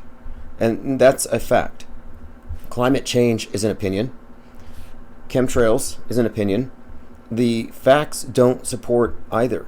The facts actually support that both of these are psyops in order to empower the government at the expense of the individual and to guilt trip the individual, if you're on the left, into moving away from free market capitalism and putting Gaia first. And if you're on the right, it feeds into the paranoia about government, because now they're doing secret experiments to poison us and kill us. But this has been going on for how many years? And you're claiming it's bad, you're claiming it's poison, and nothing has happened to you. You don't have chemtrail lung. Ocean levels have not risen. There's a pattern here, but it's a partisan thing. The pro-climate change is countered by the non-belief, but that non-belief isn't simply agnosticism, which is rational. That non-belief is, we're going to believe in something identical, but we're going to pin it on government, whereas you pin your thing on us and on free market. It's not real. And I'm willing to debate this, and I'm going through a lot of comments, and a couple of things I want to point out. There's not a coherent take on this. If you were to take 10 chemtrail believers and put them in a room and ask them, raise your hand if you think it's done by commercial airplanes, 9 of them will raise their hands. Then you say, raise your hand if it's done by secret jets nobody sees, and that one person will raise their hand. And what's interesting, though, is that when you get into a conversation with those 9, and you start explaining how there's no basis for it, but that condensation trails make sense if you understand what the altitudes do to temperature, higher up you go, the colder it gets, they will say, well, we're not talking about from airplanes. We're talking about stratospheric, atmospheric injections. So they have these ways of moving the goalpost and dodging. So it's intrinsically dishonest to be a chemtrailer. And if you're a chemtrailer, I would ask, why aren't you a chemtrail activist? Go throw some spaghetti sauce on a priceless painting. Go lay down in the road. Do something. Because you're claiming that you're being poisoned and have been for decades. You're breathing it in. Your children breathe it in. Your pets do it for your pets. Sue the airlines. Sue the military. Make some noise. Stand on the streets and wave a sign that says, don't breathe the air. Mask up. Why won't you do it? Climate change activists have no problem standing on their principles and walking the talk. But chemtrail believers only further mire themselves in ignorance because they refuse to adequately understand the other side to debate against it. And if you can convince me that chemtrails exist, I will be the top chemtrail activist in the world. I will vandalize art. I will play in the freeways. I'll glue myself to an airplane. I'll make a fool of myself on TV. But before I do all of this, I need someone who believes in chemtrails to debunk contrails. Do that, and I will be your champion. But the burden of proof is not on me, it's on you, and we'll have to leave it at that for now, but I'll continue. All right, so there we have it. There's my breakdown, more or less, my criticism of chemtrail inactivism. So I was being somewhat jocular. I was making jokes about the tomato sauce and lying in the road just to illustrate the lack of action on their part. And I truly mean it that if you can convince me that this is a real threat, I will fight it. And I will do whatever because I stand on principle. I recently, like last year, was in a documentary that's going to be released soon. And, it'll be a disaster for me on some levels because it's going to be spread throughout the world, this documentary, and it's painting a target on conspiracy theorists. And I was the flat earth guy. Now, I don't go around saying the earth is flat. I have a more nuanced take, which I believe I explained in this documentary, in these interviews. However, knowing what the mainstream is and what they do, they're going to label me as a flat earther, and I'm going to look like a fool on TV to billions, possibly. And I'm fine with that. I'm fine with it because I agree or I believe in principle on what we're saying here about standards of evidence, worldview formation, why we disbelieve rather than automatically believe. So I rest on this and I will stand on principle. So if you can convince me that chemtrails are real, I will do something about it. Kevin Mooring says, why isn't Greta yelling about chemtrails? She is. But what they say is that it's contrails. But they say contrails is causing global warming. How is that any different than chemtrails are causing geoengineering? It's the same thing. Phones are open 505-349-0420. I'm trying to put a moratorium on any talk about chemtrails and Taylor Swift if we can avoid these two topics and white genocide. So no white genocide, no Taylor Swift, no chemtrails. No anti-pokey sentiment. No pro-pokey sentiment. I'm anti-anti. I'm anti-pro. Kevin Mooring says we all breathe the same air.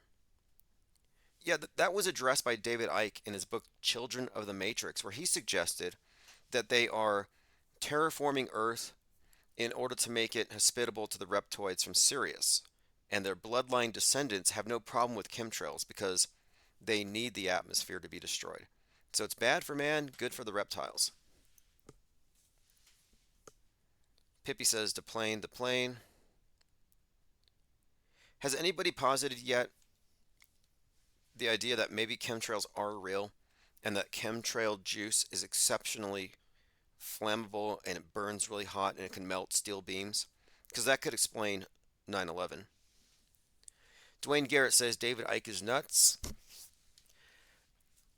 David Icke repackaged older conspiracy theories, Protocols of the Elders of Zion, and he switched the Jew for the reptilian. And as I think a lot of people noticed, they started to ban him increasingly. So it's kind of slick what he did. And he suggested that there's this alien presence that rules the world through its bloodline descendants. His overall story is pretty science fiction-y. Although I do like some of what he says. There are some points where I tend to agree with him.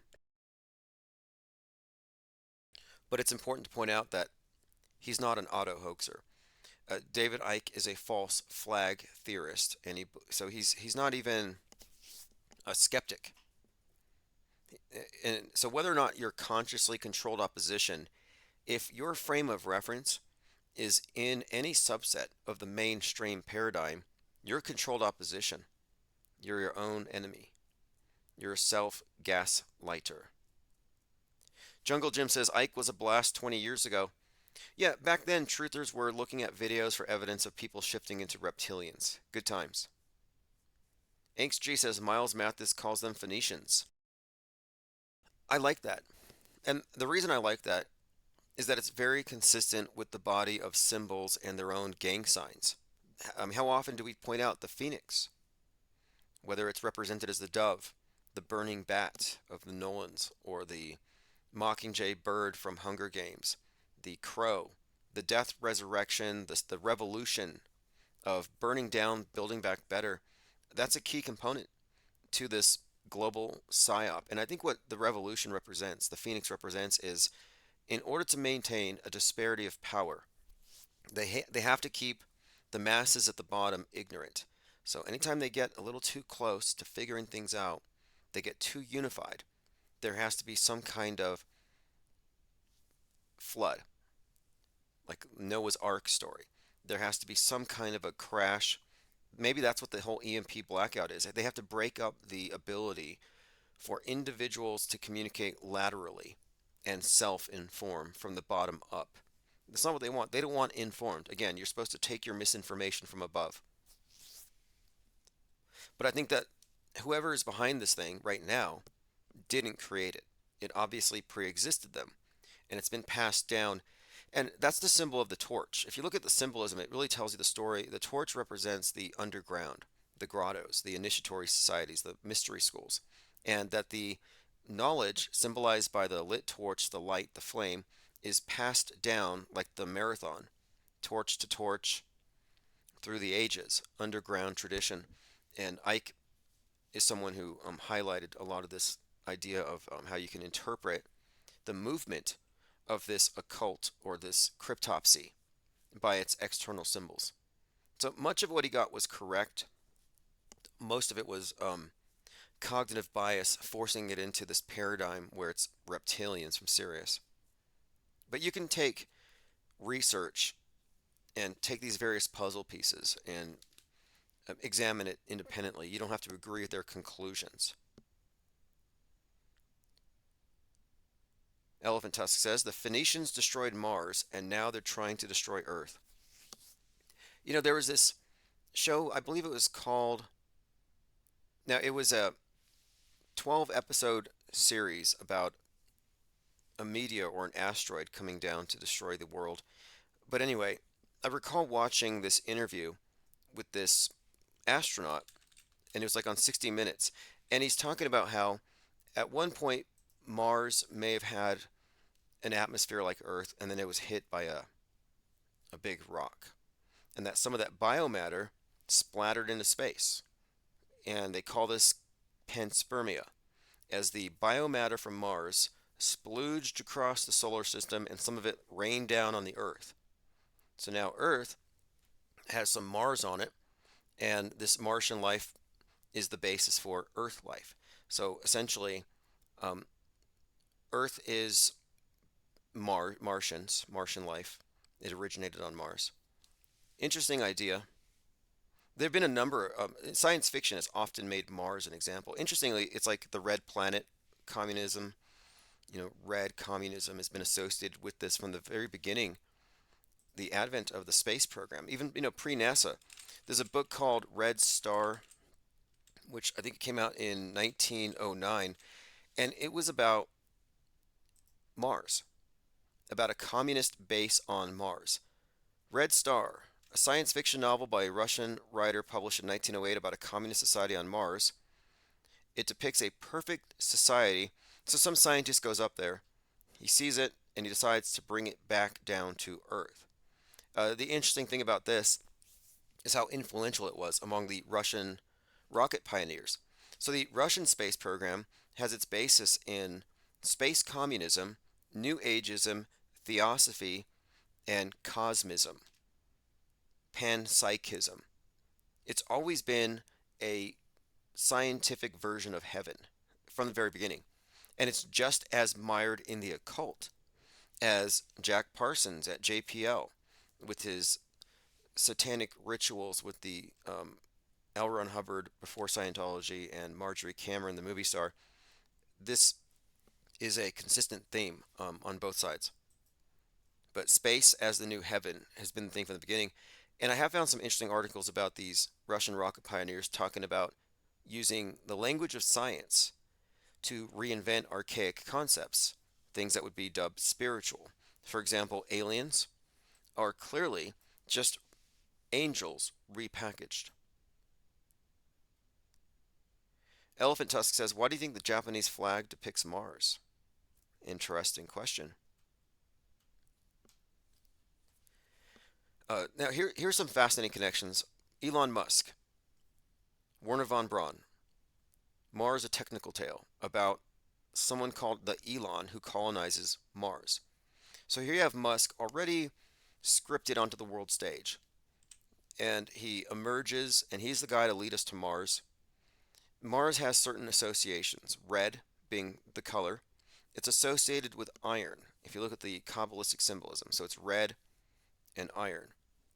Then you have Elon Musk, who is the inspiration for Robert Downey Jr.'s version of Iron Man. He bases his Iron Man performance on Musk. So Iron, Mars, Marsman, Iron Man. Tony Stark is Iron Man's real name. In the Game of Thrones, the House of Stark is centered around their Iron Throne. Again, Iron, Mars. On Mars, you can find, if you look up Mars Game of Thrones, they found the House of Stark logo on Mars. So you got the House of Stark on Mars, red planet, and then Musk comes out a couple Halloweens ago in a red suit of armor with a ram's head on it. Well, red, obviously Mars, but the way he was posed, he looked exactly like the Emperor from the tarot cards, in the red suit of armor with the ram's head on it. Mars is associated with Aries, the ram. So it's consistently being reiterated here. That's why I call him the Martian Pope. The Emperor is essentially it's like a pope. You're talking about Pope Elon here, and of course he's the Martian Pope, first colonizer of Mars, which will be space communism. And something else. The left-wing environmentalist movement is understood by the right wing to be a cover for communism. They call it watermelon Marxism. Green on the outside, red on the inside. And yet, the right wing believes in the space program. They believe that it represents progress. So this is a major sleight of mind. I mean, what a trick. Where they see, oh look, environmentalism is just a trick to get us to give up our private property, to embrace this sustainable communist lifestyle. No way. But then they see the space program as evidence of the success of the free market, and the technologies that we've developed in the marketplace are bringing us to the stars. Freedom is taking us to Mars. It's like, no, you go to Mars, you're a communist. You're locked down. Life support. You're not bringing your cars, you're not bringing your homes, your wardrobe, your private property, your AR-15s, your MAGA hats. That's all staying here on Earth. So they've managed to trick the freedom-loving capitalists into seeing communism as progress. I mean, I think it's brilliant what they've done. Elephant Tusk says, do you know why space travel is especially fake? It's because our bodies are inherently linked with the Earth. We're connected to the Earth, so we cannot travel to another world in our current body. I've considered that. You know, if we are in a co-creative state, if we are perceiver, experiencer, creators, and we exist in the now, if the universe doesn't exist until it's experienced, if we're intrinsically a part of the universe, if it's a cybernetic system, then maybe the concept of being outside of the world or leaving the world is not even possible. Maybe it's not even a thing in the way that it's been described, the Earth as a disparate object floating in space. Maybe it's a false dichotomy. Shapes in space, maybe it's only the Earth. Maybe the Earth is the universe, and we've been lied to, and they've managed to constrain us to the concept of it being a finite 25K circumference ball. Tim Truth calls. Phones are okay. Yeah, phones are open. 505-349-0420. I have my ringer back on. If you want to call back, try again. Haven't heard from Tim Truth in a while. Lean Dion says Elon makes a brief appearance in one of the Iron Man movies. So I didn't catch that. Further indication of this composite, this character building. Infinite Plane Radio. Hey, what's up, caller? Can you hear me okay?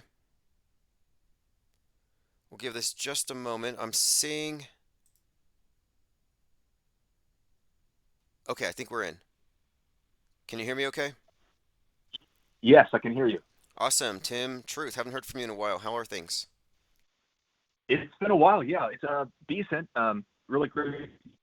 Your latest shows. Obviously, we don't agree about everything, but I think you bring up a great point about the chemtrails and the similarities between the leftists and the rightists, and how it's the same thing. And the way I look at it is it's all about with the right, the fear-based conditioning to trick people into taking poison. And like you mentioned with the vape trails, these people can be conditioned and put into a state of fear with like parasites and fluoride in the water, but then they get tricked into taking poisons, and it's like just directly harming themselves. So I think that's the big concern for me. But also, I think Jake the A-hole brought this up before. They do like mosquito spraying, which is pretty obviously putting poisonous substances out there. So that one I think is pretty well documented, but you really have me thinking. So I appreciate what you said about the chemtrails. Yeah, I appreciate you looking at it like this because look, I could be wrong, and if I'm wrong, I will act on it because that's a big deal if that's really happening. But I think there's every incentive by the powers that be to have the free thinkers caught up in some kind of panic, some kind of end of the world paradigm that links them up with the leftists in the same way, where now they're looking for salvation, they're looking for the problem to be solved, and the problem may not exist, or it may be misdirection. Yeah. So it's worth examining because what if Yeah. all the resources, time, and energy of truthers going into something like that, what if it were redirected into something tangible, something real? So it's just an enormous waste if it's not true, and I'd like to find out. Yeah. And I look at it as like dark psychology. Like I think they figured out what makes people tick, how they can get people to jump, how they can get people to ingest poison, et cetera, et cetera. And you bring up a lot of great psychological points, like the sky is falling, and throughout history, how this is just used over and over again. It must be because it works, you know. Oh yeah, The I sky is believe so that. big and vast, you know. Well, it works because we all have the same, I guess, psychological structure. Like, we're designed to fear the same things. We have certain, I think, instinctual fears. And I think the marketers know, ever since Freud and this deep diving into our unconscious motivations, I think most of the marketing targets our subconscious. And it's pretty remarkable what they can get people to ingest. If you look at, Yeah. and we see it every day. We talk about mind war all the time. I rarely talk about uh, psychiatry, pharmaceuticals, drugs, alcohol, everything else that's marketed that you have to include into the mix here. So it's like you can only use so much Well, reason, some people, but yeah. yeah, I was just going to say some people in the chat are bringing up, I made a video today about people drinking pee. I'm sure you've seen it researching the QAnon people. And I made a video just like saying my stance on it. I'm like, I think people are being predators. I think they're tricking people into ingesting pee as if it's some sort of medical cure-all. And the amount of vitriol I got from that. And I've also called out the ivermectin before. I think people are just being scared with like, oh, you're being infested with parasites. Kind of like you brought up before, like the open borders with the Republicans, how they're afraid, that people are just storming like zombies the Yes. southern border. And so the same thing with the parasites, and then they get people to take the poison that's like labeled, clastogenic poison. Do not ingest too much of this. And people are just gulping it down because they think that it's like tension and release. They think that's their best option. I did mention the thing yesterday where there are people who believe that the fluoridated water is, quote, calcifying their third eyes, preventing them from spiritually awakening.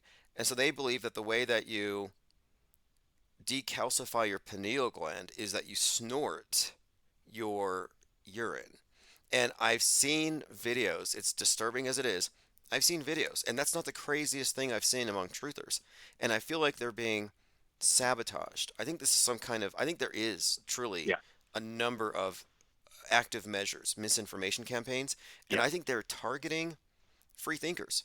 So, like, you may not trust the news, and so what do? You look for alternative news, and then you get targeted with this type of stuff. I think it's malicious. And I think, yeah, and I think it's to make people commit social suicide. to go to your family and be like, I found out the miracle cure they don't want us to do. They don't want us to drink our pee. But I drank my pee and I feel great. Like, that's social suicide. Good, and so good I think point. they Good want to get point. people to do that. Well, that's actually a cult thing too.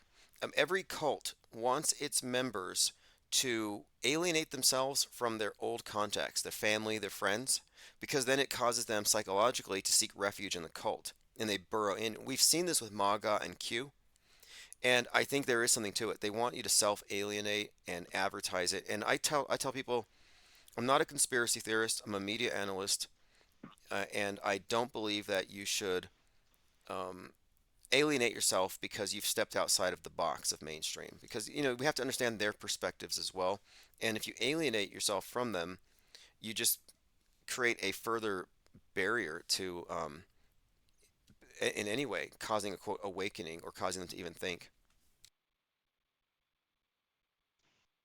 Yeah, absolutely. And it's just crazy. It's all psychological, and they're just totally messing with people's minds and getting people to do the most outrageous, absurd things.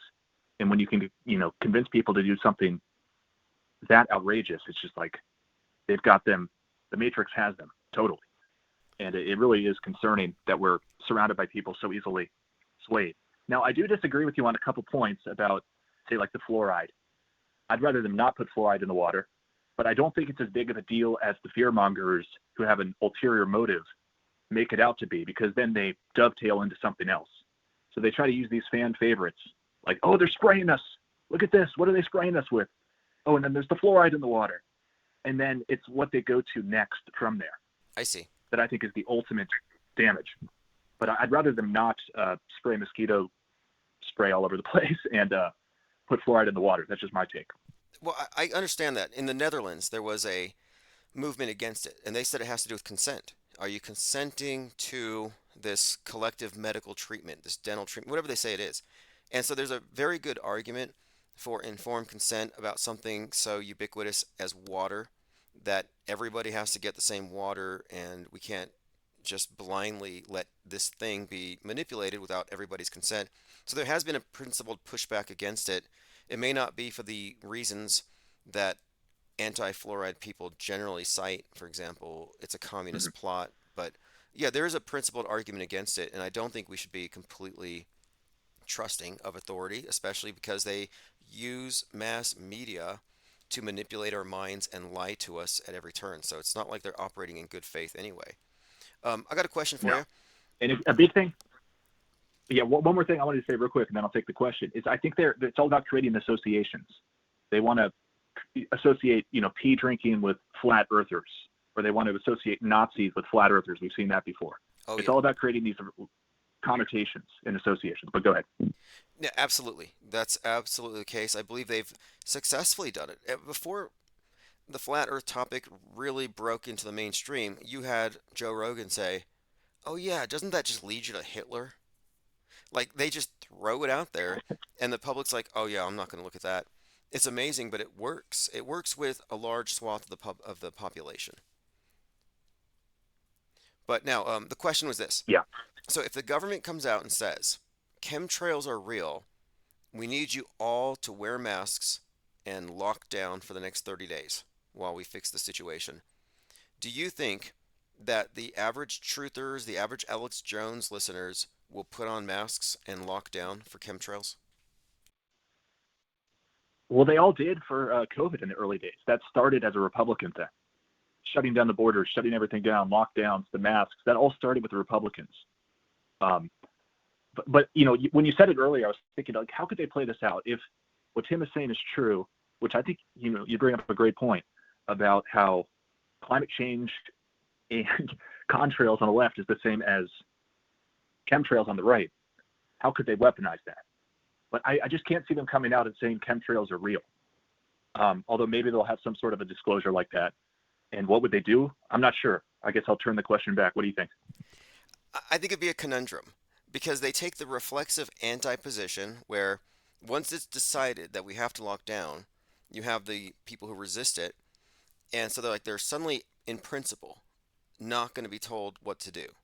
And yet now here we have an issue that the media has been ignoring them about, laughing at them about for decades. And if the media suddenly changed and said, "No, you guys are right. It's toxic and it's raining down on us. We need you to put on a mask and lock down." I think the cognitive dissonance, it would probably cause some kind Yeah. of a meltdown. I don't know how they would respond. So much of it's based off of reverse psychology, as I'm sure you know. So they can keep so many people. I mean, they have the two camps, the dissidents and the mainstream believers.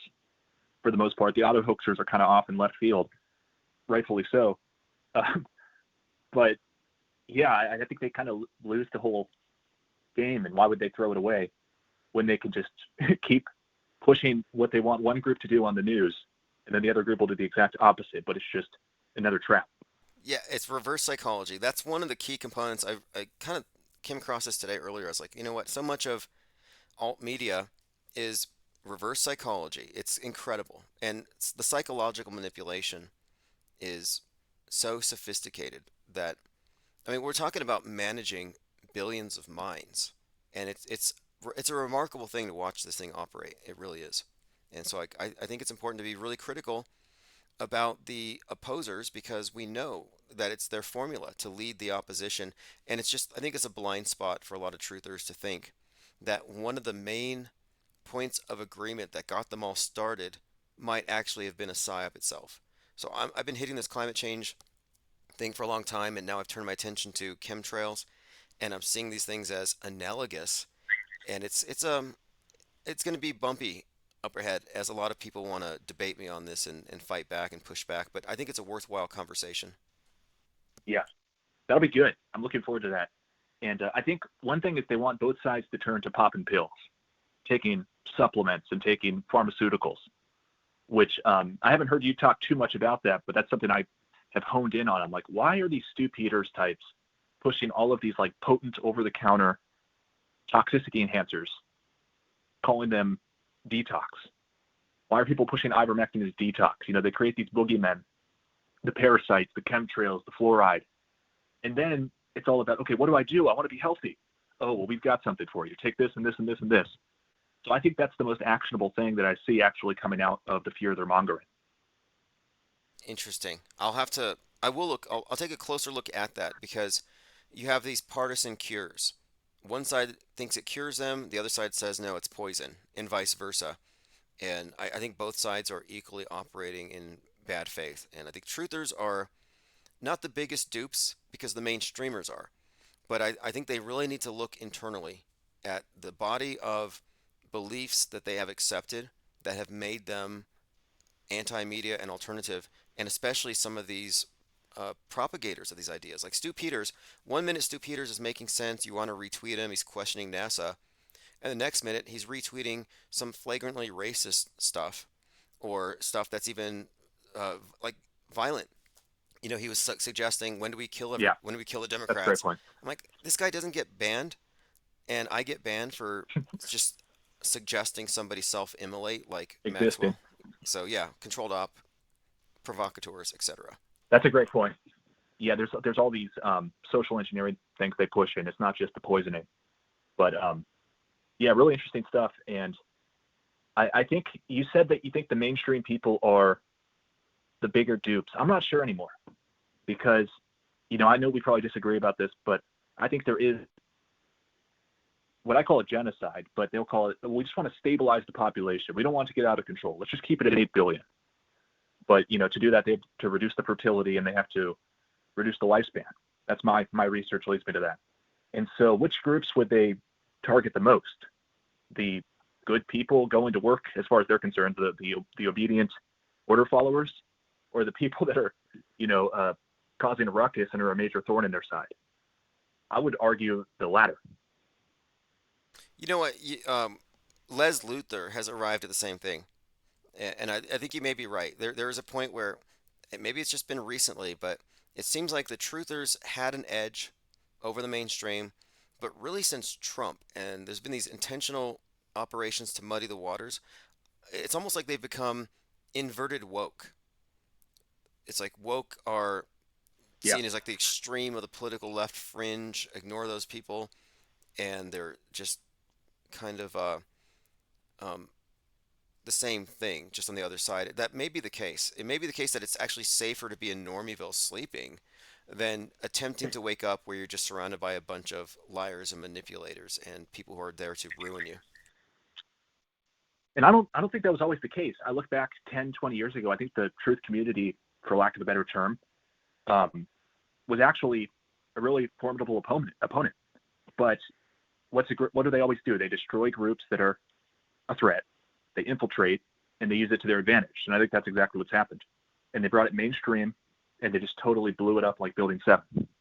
Yeah, yeah, they absolutely controlled demolition, and I think it has been a more recent phenomenon. But any kind of cohesive truth movement was being disarticulated, and then the flat Earth comes out, and I don't think it was about the flat Earth.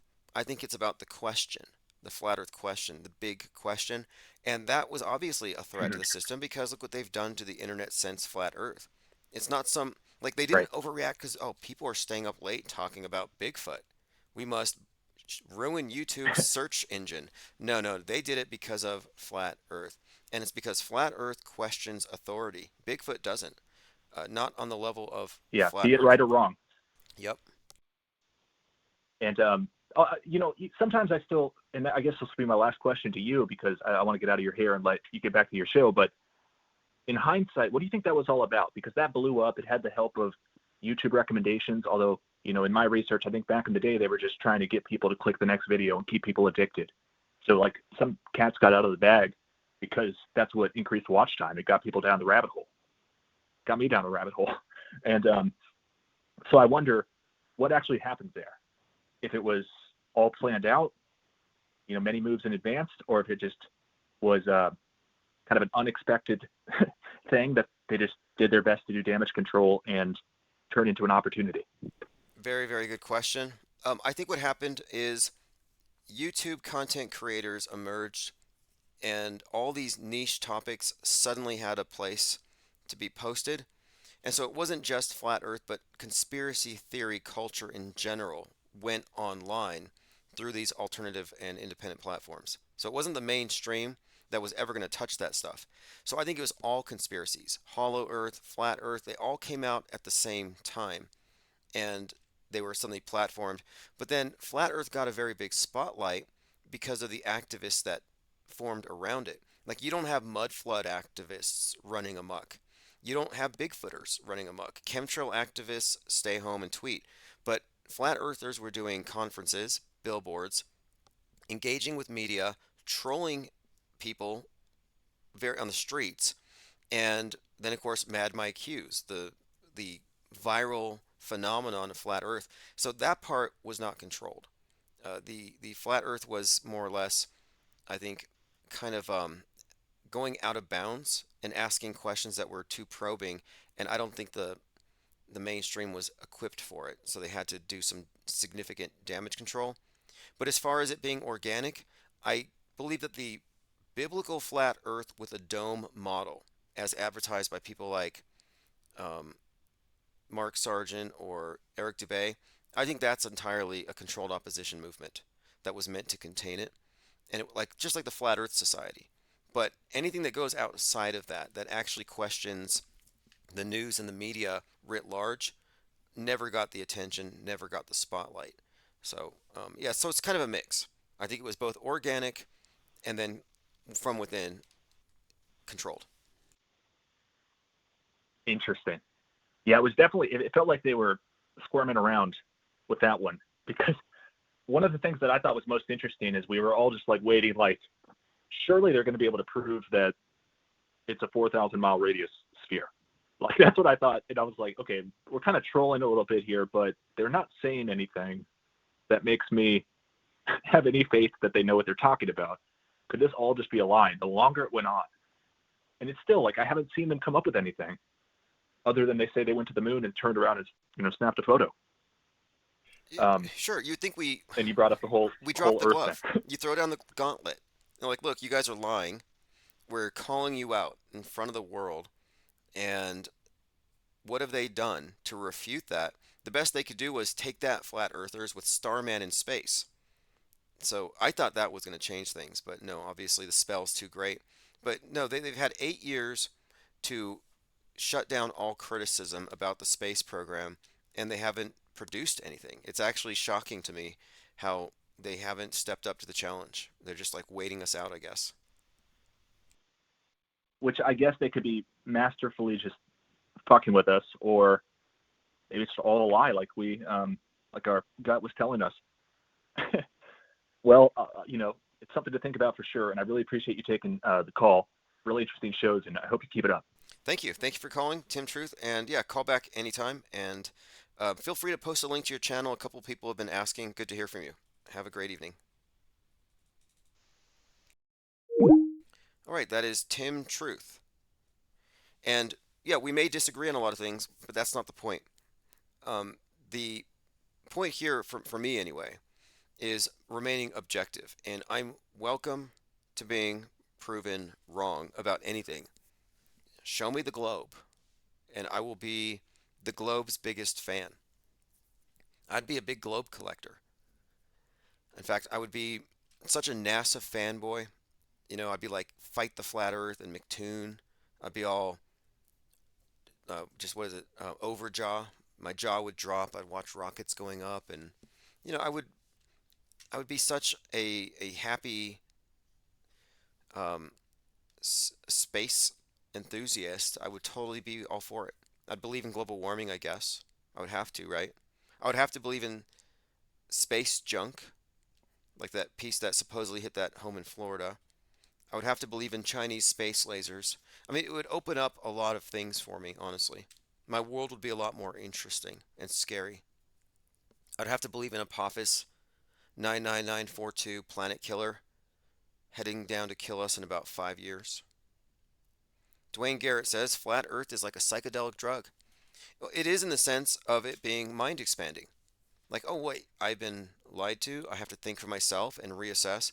It's a paradigm shock. And it's the mark of an educated mind to entertain a concept without accepting it. That's Aristotle. And if you cannot entertain it just hypothetically, then you're not really being objective. You're actually being something of a, what do you want to call it?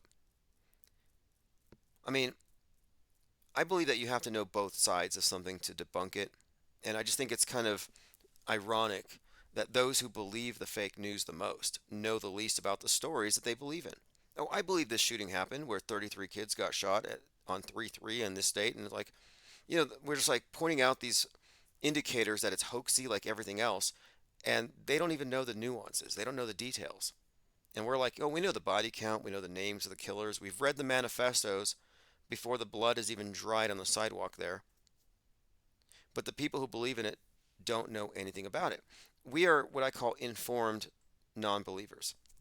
There's a very important distinction to make here between informed disbelief and low information disbelief. People who just say, I don't believe in the news because they're liars. Okay, well, that's not good enough. You have to know why you don't believe. Or, I don't believe in climate change, why not? You have to have a basis for your non-belief. Low information non-believers are quick to say pandas are fake, koala bears are fake, birds are fake. Well, these aren't valid stances. To be able to say you don't believe in something means that you have to have a reasonable basis. Otherwise, you're an auto disbeliever, knee-jerk disbeliever, perhaps even a reality denialist. Quick shout out to Dwayne Garrett. Appreciate the support there in Cash App. And again, all support for the channel is going into our ongoing legal battles, which are looking really good. I just got a letter from the court. I have 10 days to file an amendment to my complaint, which I amended. And it almost seems like I was given some hints here from the judge. But basically, my intention originally was to try to get Goldfinch prosecuted and make Google give up his docs and everything. And then I realized Google's trying to squeeze out of it. They try to dismiss because they didn't do it. They said, oh, well, we're just as much a victim of fraud as you are. We didn't do it. We don't represent this guy. But he used their legal team to steal my podcast. So they are involved. So I rewrote my complaint and I said I want to emphasize that Google, YouTube is involved in the fraud. And so now the court sent me something, and apparently I just have to cite certain criminal codes. I have to resubmit it, but I need to make it clear that I am alleging that YouTube is involved in felony identity theft. Like, I really want the FBI to arrest YouTube. I want YouTube, Google to go to jail. That is my intention.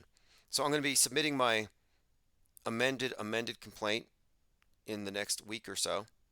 And I think this is a winning case. I already it's not about winning and losing so much as it's about the process.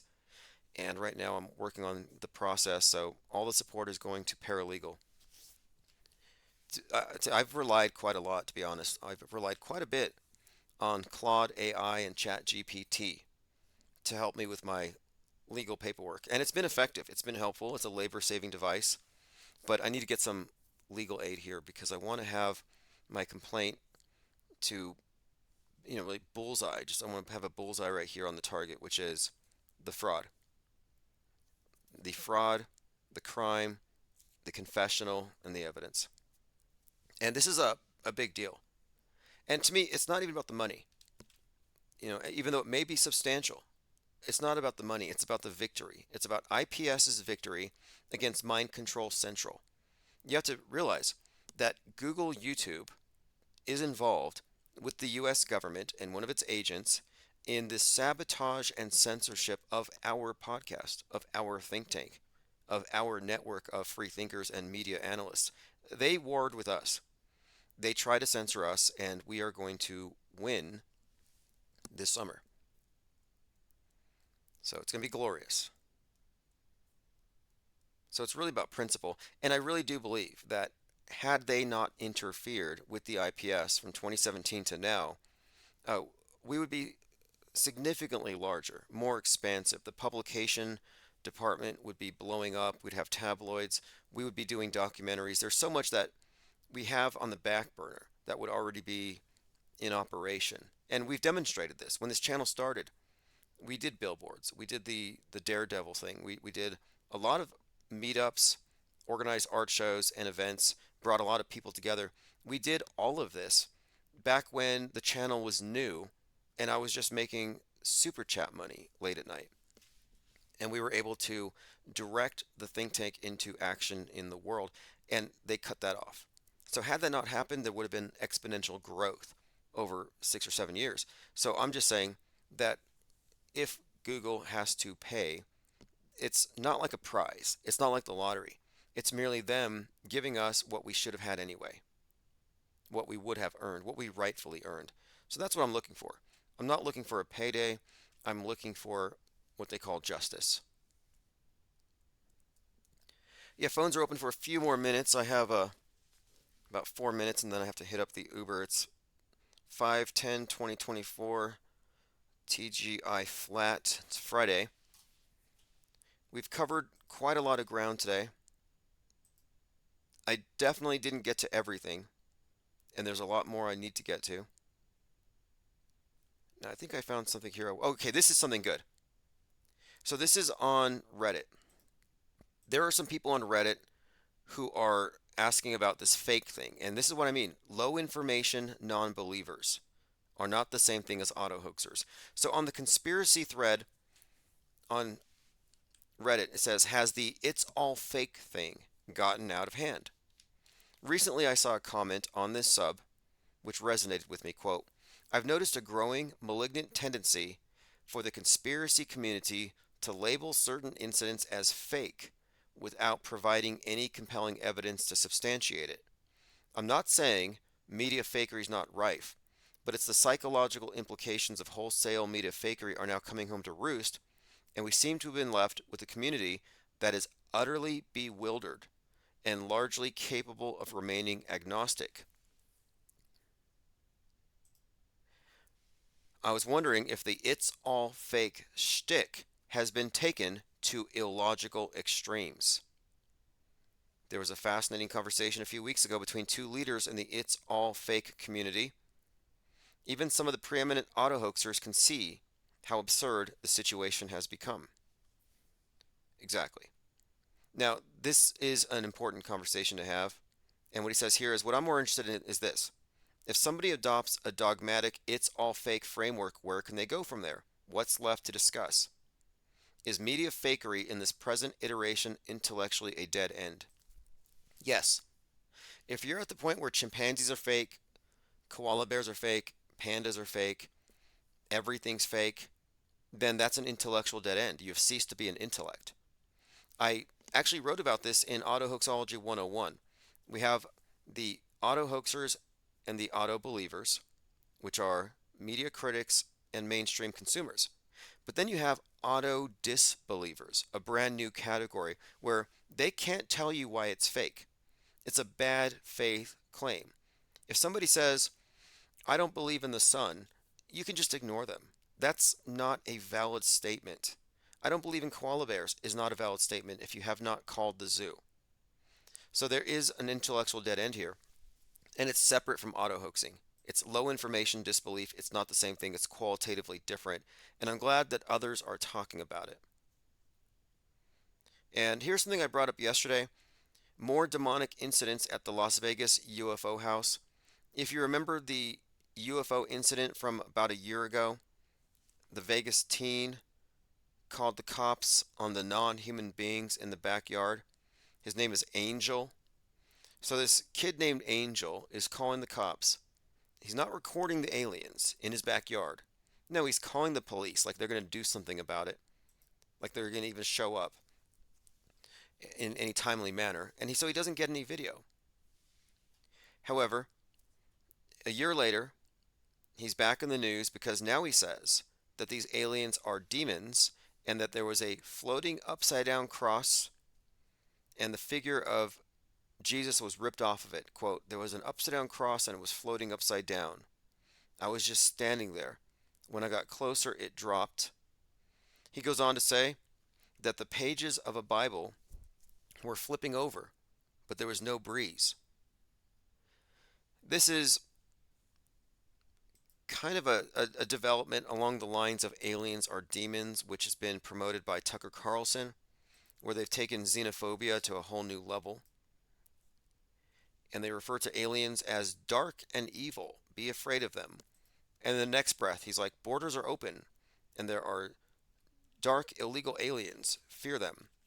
So I think it's all a psyop, but I wonder, what is with this demonization of aliens? And it's given mainstream coverage, which means it's part of the agenda. Left wing will embrace the aliens. Right wing will believe that they are demons. Angels to the left, demons to the right. Isn't that interesting? It's typical. This is how this thing is constructed. This entire paradigm is split down the middle. Progressive, left, utopianism, all about futurism and scientism, nasatology. And then the right is delving into traditional values, the traditional concepts of evil. So they don't believe in newfangled high-tech aliens, but they believe in angels. So the angels to one side, demons to the other, typical down the middle bifurcated psyop.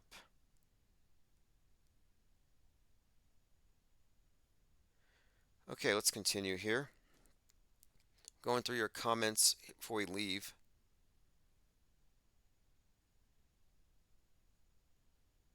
All right, great. Always good to hear callers, by the way. Don't let my disbelief in whatever you may believe prevent you from calling. I'm open to being convinced. I'm definitely open to being convinced, or at a minimum, I'm always open to being informed about things I don't believe in and how they come to believe in it. Like, I want to know why I disbelieve, and I make it a point to do so. Not a coincidence that flat earthers tend to know more about the heliocentric model than the people who believe in heliocentrism. It's because it's informed disbelief. If there's any key concept that you take out of this, it's that you are an informed disbeliever, which is a totally different animal than the knee-jerk, reactive, compulsive anti-position, which is the default for truthers, or has been. Which is why we're, again, we're going through this process of separating from trutherism, separating from the truth orthodoxies that are more than likely just a mirror reflection of the other side. The political horseshoe is not a theory, it's the model that they've actually built here. Anyway, thank you all for joining. I'll put a link in the chat for the archives. And this is One-Eyed Jack in the Shells, Death to the Ball. Tomorrow is Infinite Plane Saturn Day, so we'll do open phones, and we'll start much earlier.